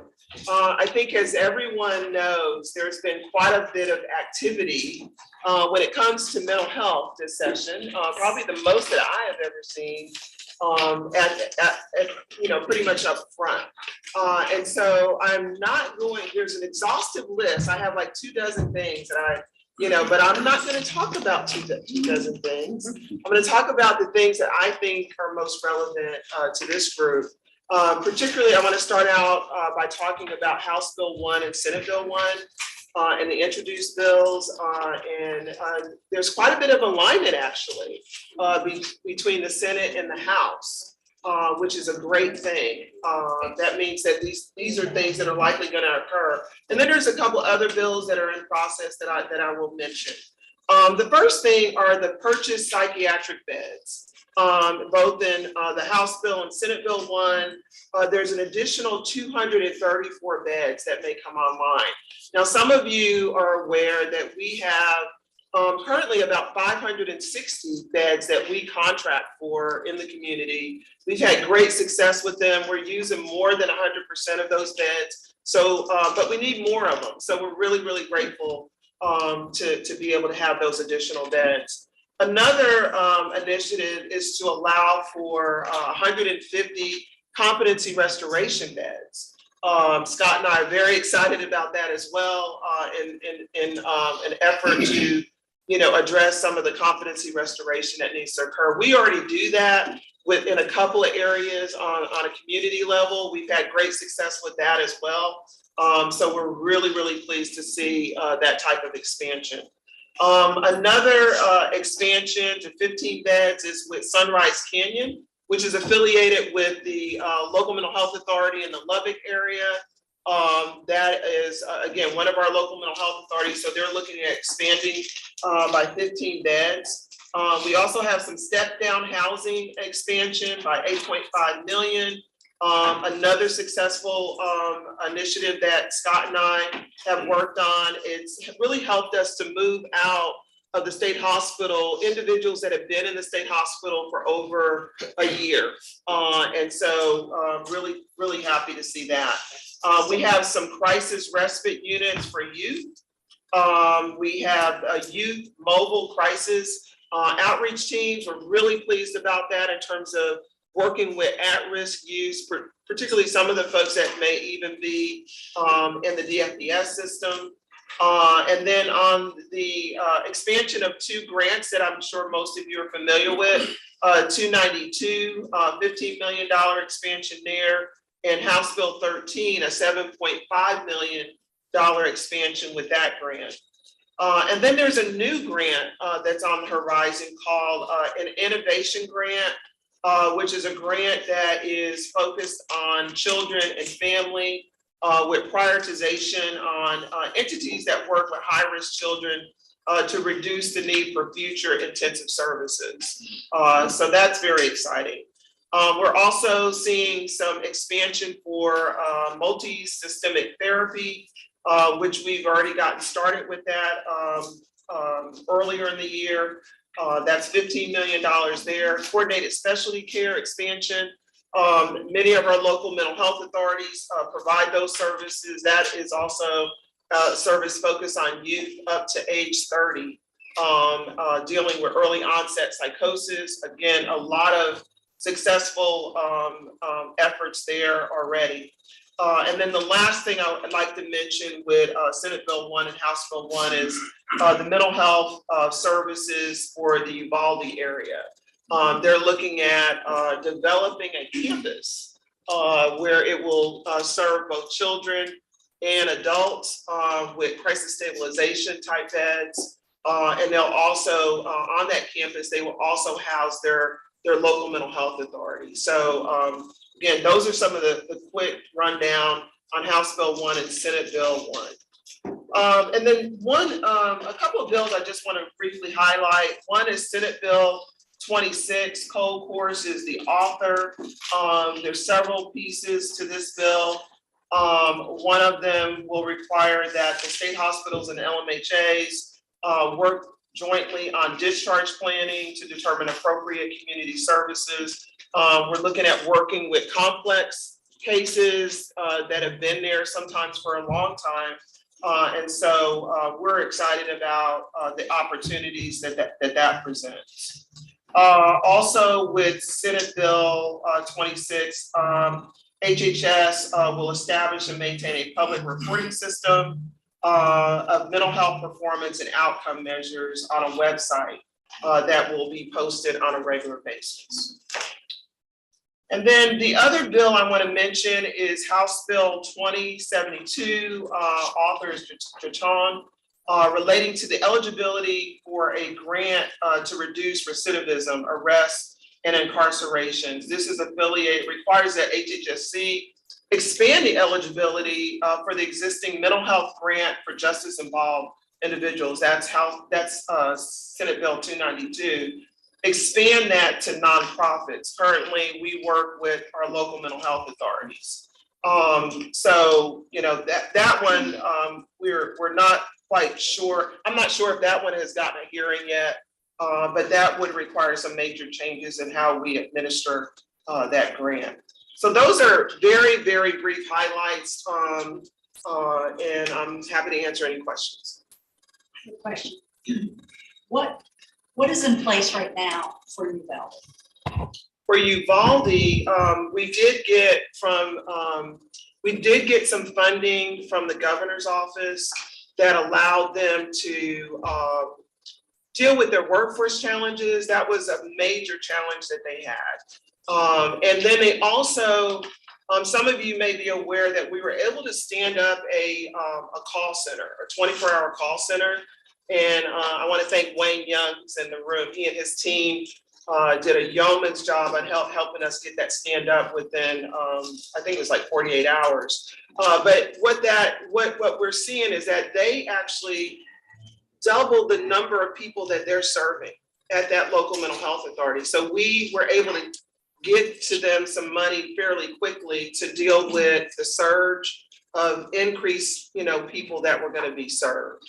And then there was also a directive from the governor's office to do an assessment of what some of the needs were. So not just looking at Uvalde, but some of the surrounding counties. So that assessment resulted in the identification of needing to have a campus that could address, some of the needs of the children and the adults in that area.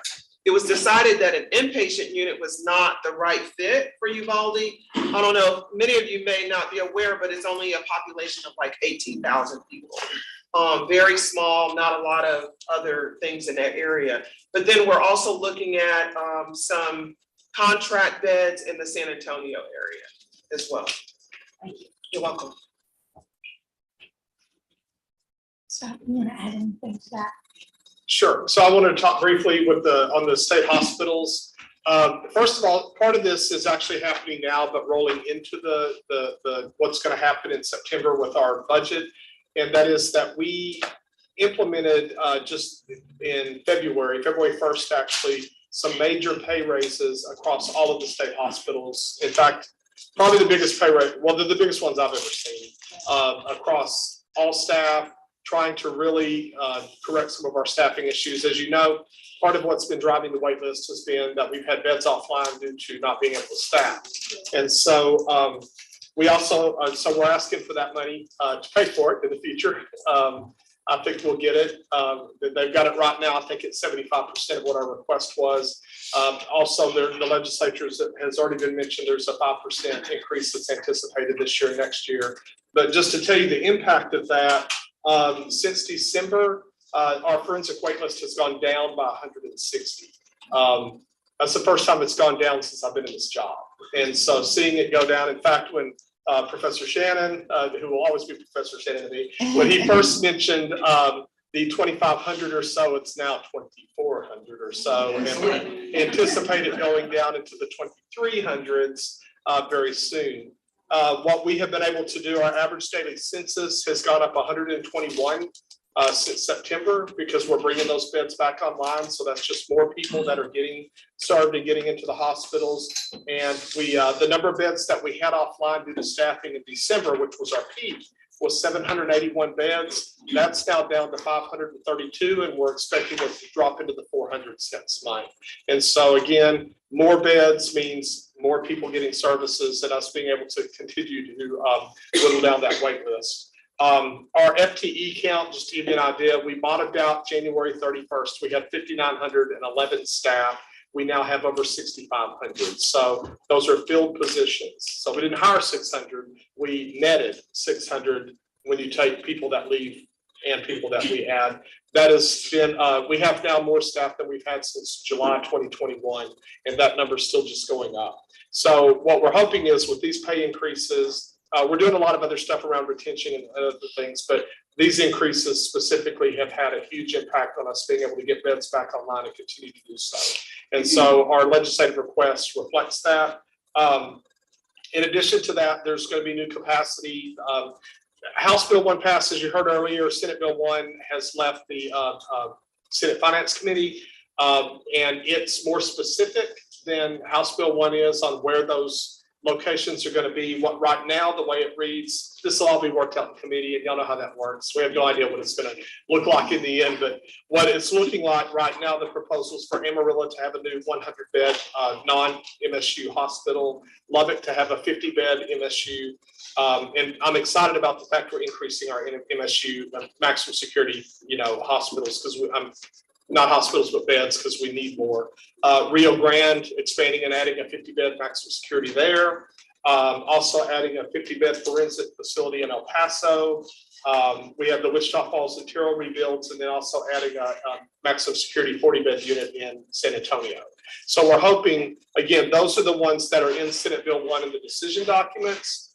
God only knows what it's going to look like in the end, but I think it's very clear the legislature is very invested and aware of the forensic issue and the fact that we've got to continue to add capacity for competency restoration and also for maximum security. I think this 150 beds that Sonia talked about shows kind of a dual approach where those beds are going to be getting up more quickly.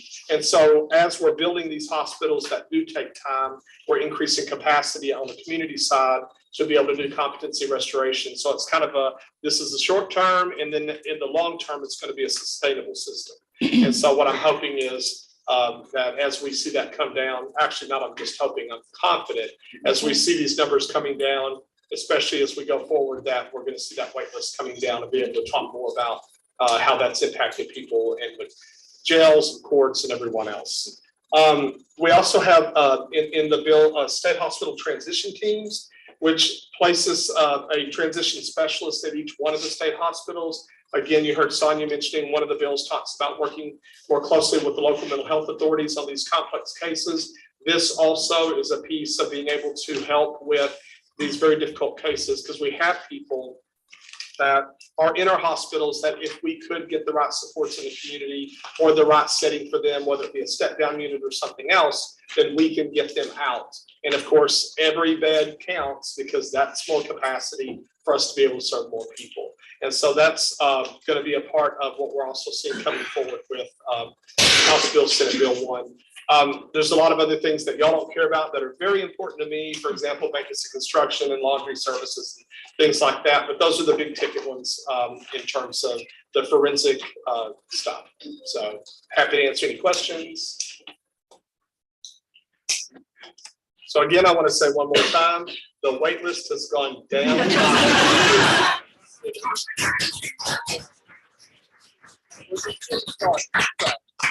So I do have one quick question. With your salary increases and you're bringing on additional staff, how far away are y'all from being fully staffed? We are probably about 1,300 staff short right now. We were 1,800 short, so that's, well, we're probably about 1,200 short right now. We had 1,800 vacancies when we rolled out the pay raises. We've gone up by 600. And really the ramping up is moving more quickly. We didn't get the press release out till January. And so what happened was the initial announcement kind of slowed down people leaving. But then we really started seeing the hiring kick up in March. And as you know, I mean, anybody knows this if you just logically think about it, but you hire people March 1st. Well, they got to go through new employee orientation and all those things before they hit the floors. And so what we're doing is each month we look at our new employee orientation class and then start making projections for when they come out, how many beds are we going to bring on?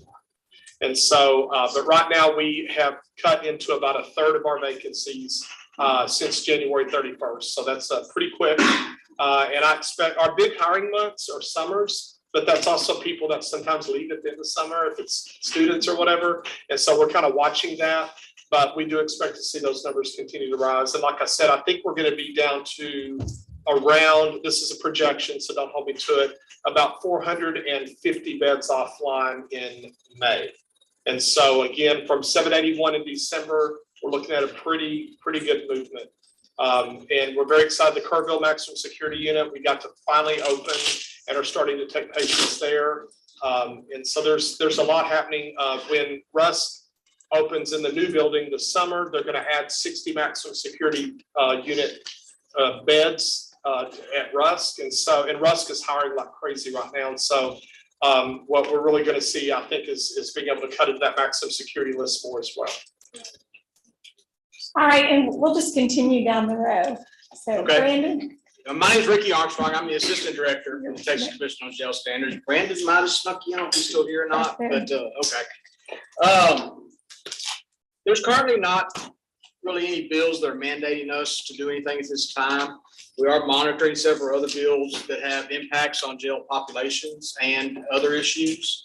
A couple bills that I've noted is like House Bill 1751 requires sheriffs to report mental health and IDD numbers to the commission. But currently there's no movement on that bill in the legislature. House Bill 3346, continuity of meds during transports for sheriffs transporting for psychiatric. And that bill is currently pending in committee. Senate Bill 444 deals with pregnant inmates screening for depression during pregnancy and after pregnancy. And there's currently no movement that I see on that bill as well. Senate Bill 2479 is kind of a companion bill to what we talked about earlier with 1622, the Criminal Code of Procedures, removes the Class B charges in there where you can get into the other charges such as Class C's that was discussed earlier. House Bill 484 deals with IDD training for jailers, which I think is needed as well. And it's currently pending in committee as well. So that's some of the ones we're tracking. We're tracking a whole list of other bills that really pertain to us, but as far as the mental health and things we can help with, that's what we're seeing right now. Great, and Ethan, you are. That is me. I'm getting text about committee substitutes that got adopted on the House floor that I said, wait a minute, there was an IDD one adopted and I'm not seeing in the packet, but more so not just Tacoma, but TDCJ related. So you mentioned we called it the pregnancy bill, but it was pregnancy screeners for mental health women that are pregnant upon intake, making sure, because we do test whether or not females are pregnant upon intake, but to do mental health screener, postpartum depression at 6 months and 12 months. It did make the House Corrections Committee. I don't know, I was trying to find out if it went to local and consent. So the House version went, but the Senate version has not made any legs yet on that one. For Tacoma proper, we did ask for a 15% raise for our mental health staff, our mental health contractors. We did not make it all the way to 15, but we got about half, so about 7.5, so pretty equal to what the state pay raises are. What we're seeing in our programs is hiring dilemmas for QMHPs, LPHAs, our psychiatry staff. So we really just wanted to try and get to a point where those working with specialty populations or criminal justice populations, we would be able to hire. So both the House and the Senate adopted about half of what we asked for. So it's a little over $4.3 million each biennium. In terms of riders, there are a couple of riders, and correctional managed healthcare did get some parity pay raises to match what was given in the state hospitals, because as Scott's able to hire it, Russ gets a lot of the TDCJ staff from our Hodge unit going over. So we've been given some parity pay raises for those nursing staff. Sorry about that. It's okay. I think we did it to you first, so it deserved it. So there's a lot of back and forth about, you know, how to keep staff. So I think we're working really hard at trying to do that. But we also did get some more mental health staff for our facilities. That is one dilemma that we are facing within our correctional facilities. We're not trying to avoid or hide that. So we actually have several mental health work groups going to try and deal with not only suicides, but how many we're intaking that have severe mental health issues. So one rider change is going to happen. We have a new, our what is going to be rider 35, maybe of interest to some. Tacoma was sending over about $1 million, or could have been $1 million over a biennium to HHSC. That rider will come back to us, but it was 46B money. But we have changed how that rider will read. What will happen is that if somebody returns to the jail restored, we will be able to Comey proper, able to pay the LMHA or be in an agreement with the local county jail. What previously happened was Tacoma had the money. It was not being utilized by the LMHAs nor the jails. That rider then went to where we were in agreement with HHSC. Now the rider reads that it's back to Tacoma up to $500,000 each year, but we can pay either the LMHA or the county jail. It even added municipal jails as a fail-safe. And I don't think there's any issue with that, even though it likely will not happen. But what it didn't allow for were lab costs or provider fees, so doc fees in there. And I think that was sometimes the big issues if you talk to local sheriff's departments, or if you even talk to LMHAs, and I think their feedback was good. So disability rights, NAMI, and folks like that, I think had a lot of input on this, and I think that's what counted the most. And so to them, I would say your hard work did a lot, and it's in the House and Senate version. And hopefully these folks will get access to some of these medications, and the sheriffs, county jails, they will put some relief from this, because I know that they had a lot going into this. The other thing that I think is of importance, because, you know, I know talking to Brandon earlier, he had an IDD work group, but we also had a writer that was adopted on the House floor for intellectual and developmental disability training program. We had appropriated amounts to the Criminal Justice Department, correctional training, to allocate money necessary for the purpose of developing a training program that provides training to our correctional officers on handling of inmates with intellectual and developmental disabilities. And while I think that we may be trying our best, it's always very good to get some directive, but also some dollars to get good quality training put into place for your correctional staff, because that has always been a very underserved population in terms of getting adequate training for the staff that are dealing with that population. So I'm happy and pleased, and I tend to get on a soapbox, so I'm gonna be quiet. So that's today what I'm happy about. All right, and so that concludes the legislative reports from our various stakeholders, and we're on to commissioner announcements. And so if you were making an announcement, I think you checked in with Christy, and I'm just gonna go around the table and then ask anybody in the collaborative council Anybody on this side with an announcement? Thank you. Good afternoon, everybody. I have an announcement and a request. My division recently got appointed on an emergency basis 4 more attorneys for the mental health division and 3 more clerks, which we've desperately needed. When I moved up to mental health in 2013, there were 2 of us. When we get fully staffed, there'll be 16 of us. So we're really exploding. So I'm super excited about that because we've been understaffed for a while. Here's the request. Our office, like everywhere else, is severely understaffed right now, and finding people to apply for these spots is challenging. If you know of somebody, any attorney that has a passion for mental health who might be interested, please send them my way. I would love to talk to them, see if they want to apply, kind of let them know what the job would be, and so I can get fully staffed. One of my first goals is to let one of the attorneys, his or her full-time job is to attack the Dallas wait list for the hospital, because it's certainly not where we want it to be. So any help you could give, I'd be much appreciated. It is officially quicker to walk here than the project.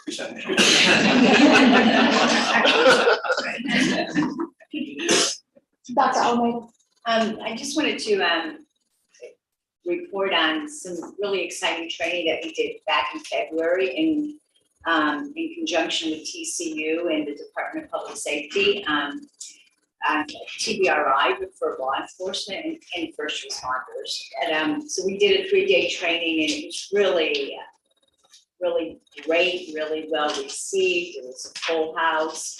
They are actually now looking at expanding that training to Louisiana and Florida. So we actually had some guests from those 2 states looking at what we were doing. Again, you know, a lot of this is educating first responders about brain science and how trauma impacts them, and some of the things that they can be aware of and things that they can do in terms of taking care of themselves, helping regulate.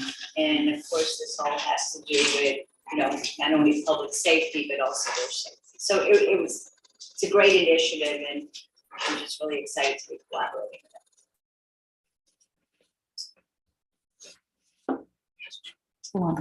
Oh, sorry, Yolanda. Hey, good afternoon. I'm not Dr. Killer. I am Yolanda Lewis, although people say we look alike. I am the executive director for our Center for Justice and Health, and I just wanted to share a really exciting project that we're starting that has kind of a 2-pronged approach, so indulge me a little bit. It has a national tilt and a Texas tilt. We are working on a project that we call our First 48 Initiative.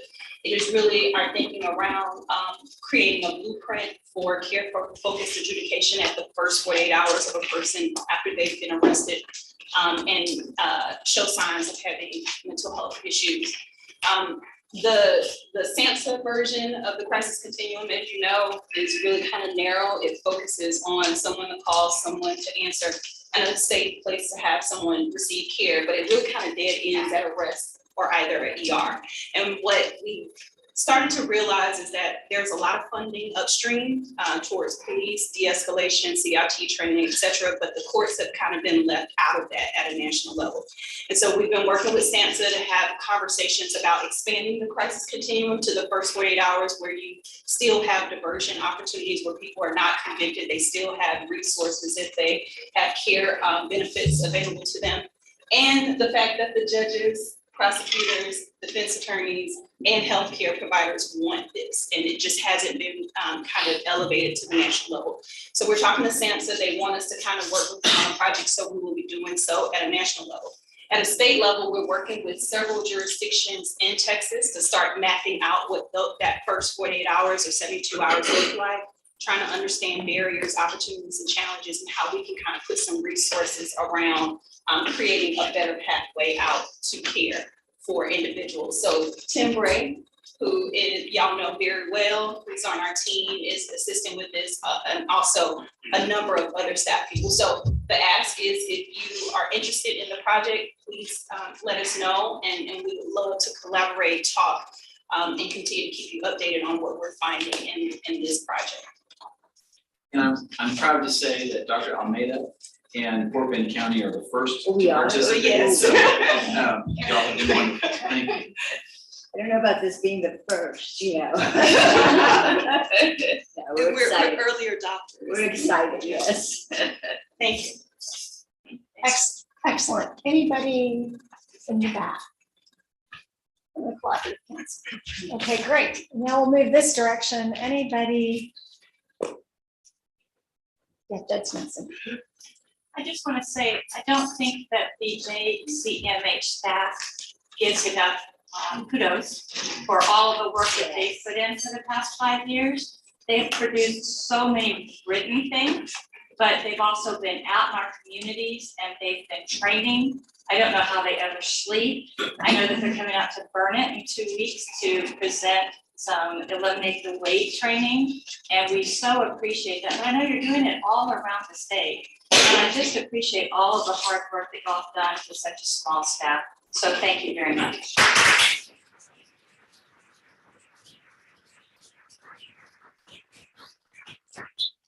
Small but mighty. Okay. Yes, a Hi question. there, everybody. I'm Dr. Melissa Eshelman.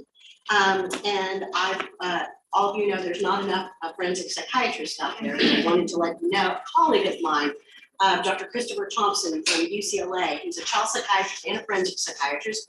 He's actually working with 2 colleagues and they're starting a forensic psychiatry practice here in Austin starting in May. It's called Think Consultants. And so I wanted to let this group know, and if anyone wants their contact information, I'm happy to provide. Judge Hunt? Yes. I saw you raise your hand as I went by. Too late. So I want to announce that, you guys know that we do this book, this resource book in Bear County, highlighting all the 14 specialty courses. We've been updating it every 2 years. So we just came out with the 2023 one.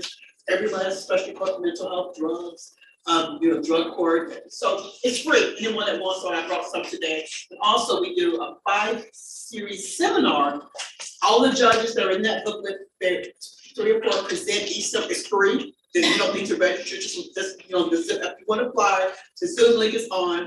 We actually have one that the juvenile judges, all 4 of the juvenile judges will be presented, and the family drug court, which is Judge Takei, that new judge, Raul Perez will be presenting. So anyone that just wants to zoom in and hear what the judges are doing, meet their teams, question and answer session is from 9 to 11 on this Friday. Here it is, the Zoom link free, you don't need to register or anything. And also I want to say that the Hayes County is putting on, is it all here from Hayes County? From Hayes County? They are putting on a mental health symposium. They reached out to me. They got a new mental health course started. The last time I talked, they only had 5 participants, but they wanted more information. So they invited Travis County, Comal County, and Hayes County. And so on April 28th, they're gonna have an all day, April 20th, 8:30 to 4. Now, and so it's called mental health. They just want to know more information. They're invited all the some of the other counties that already have mental health courts to come and present. That's the Battle of the Flowers for San Antonio, so I'll be happy to get out of town. So I'm gonna go to that and just present with some of my team members to help them out, take everything, I'm happy to give everything that our court has to anyone that's just getting started. Our mental health court has been up and running for over 15 years. So I'll be happy to go there and help them out and present. I'm just so happy that it's a new judge, Judge Brown, if you guys know her, that's on Hayes County, she's the new county court judge. She's the one that's getting that new mental health court started here. So April 28th, 8:30 to 4. Terrific. I have a 1 minute one. Oh, yes. It's National Second Chances Month. And Governor Abbott signed a proclamation to make it Texas Second Chances Month as well. The last week of the month, we also have a proclamation for Reentry Week in Texas. So there's a TDCJ Beyond the Walls page. And so what we're doing at every hiring event that we're putting on and every employer that we're bringing into the prison, we are also involving our Chiponi partners. Wayne, I'm trying to look, make sure I'm not missing anybody. But we're also trying to highlight mental health leading into Mental Health Month to make sure that our soon-to-be residents leaving our prisons or inmates understand to take care of their mental health care. So thank you guys, because I think word is spreading very rapidly in a world that didn't understand previously that it was okay to talk about their mental health care. So I just wanted to let you guys know to please engage in those second chance opportunities. Texas now, our division has 1,018 employers hiring our people and our returning citizens. And you guys are amazing for what you're doing. So thank you. Yes, Commissioner. I wanted to mention, since I'm seeing the 988 flyer, thank you very much for having that. Thank Christy and her team. We have 4 of our local mental health authorities that operate as call centers for 988. And many of you know this is a national initiative where people can call from wherever they are, just like calling 911, calling 988 for mental health crises, to get help and support. So this number is answered 24 hours a day, 7 days a week by qualified mental health professionals. And we're really excited because we've seen a lot of progress. We've been trying to get what we call our in-state answer rate up. The calls are always answered, but when it first got started, there wasn't a lot of resources in the system.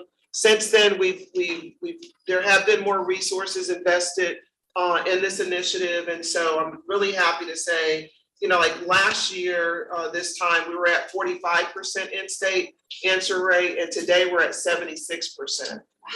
So it's been, tremendous enhancements that are going on, but everyone needs to spread the word that this is a really valued resource for everyone to know about if they have a mental health crisis and need to get a hold of someone right away. Terrific. Anybody else? Oh, Denise. I just wanted to, Denise Onken, Harrison County DA's office, put a plug in honor of the 5-year anniversary of the Judicial Commission for Mental Health. Wayne Young and I were discussing, this year is the 5-year anniversary for the mental health jail diversion program that we've had in Harris County. And we have some great, Wayne's had another study done on it. We have some great numbers, and Wayne, help me out with the numbers, but in 4.5 years, we're over 7,000. Have we hit 7,500? No charge. How many? Just a little over 7,000. 7,000. And that's no criminal charges, mental health diversion done by our law enforcement partners. And Wayne, of course, runs that great facility, which has expanded, but we'll be hitting the 5-year anniversary with some great results. And so I know many have come from other jurisdictions across the state and kind of looked at ours and done things that are applicable to their jurisdictions, but I think we've learned a lot in the 5 years. And so I know we'll be submitting a proposal to present at the summit, but in honor of the 5-year, that's another thing which was really new on the horizon when the Judicial Commission was first formed. So just wanted to give an update on that. Thanks, Wayne. I will just also add in spirits if we're talking about it. May 1st, we'll open a youth diversion center, much smaller than our adult. We'll be able, the same principle to reflect youth that are engaged with law enforcement in the community and have a place to go other than probation. Excited about that mission. Yeah, we're very grateful for the partnership. Y'all have been a tremendous resource for all of us in this group. Okay. All right. Well, thank you all for being here today. Our next commission meeting will be on October 18th in Galveston, right before we start the summit. And we are looking forward to seeing all of you then. In the meantime, safe travels. And if you're going back to San Antonio, it'll be another 2.5 hours. Yeah, but thank you all.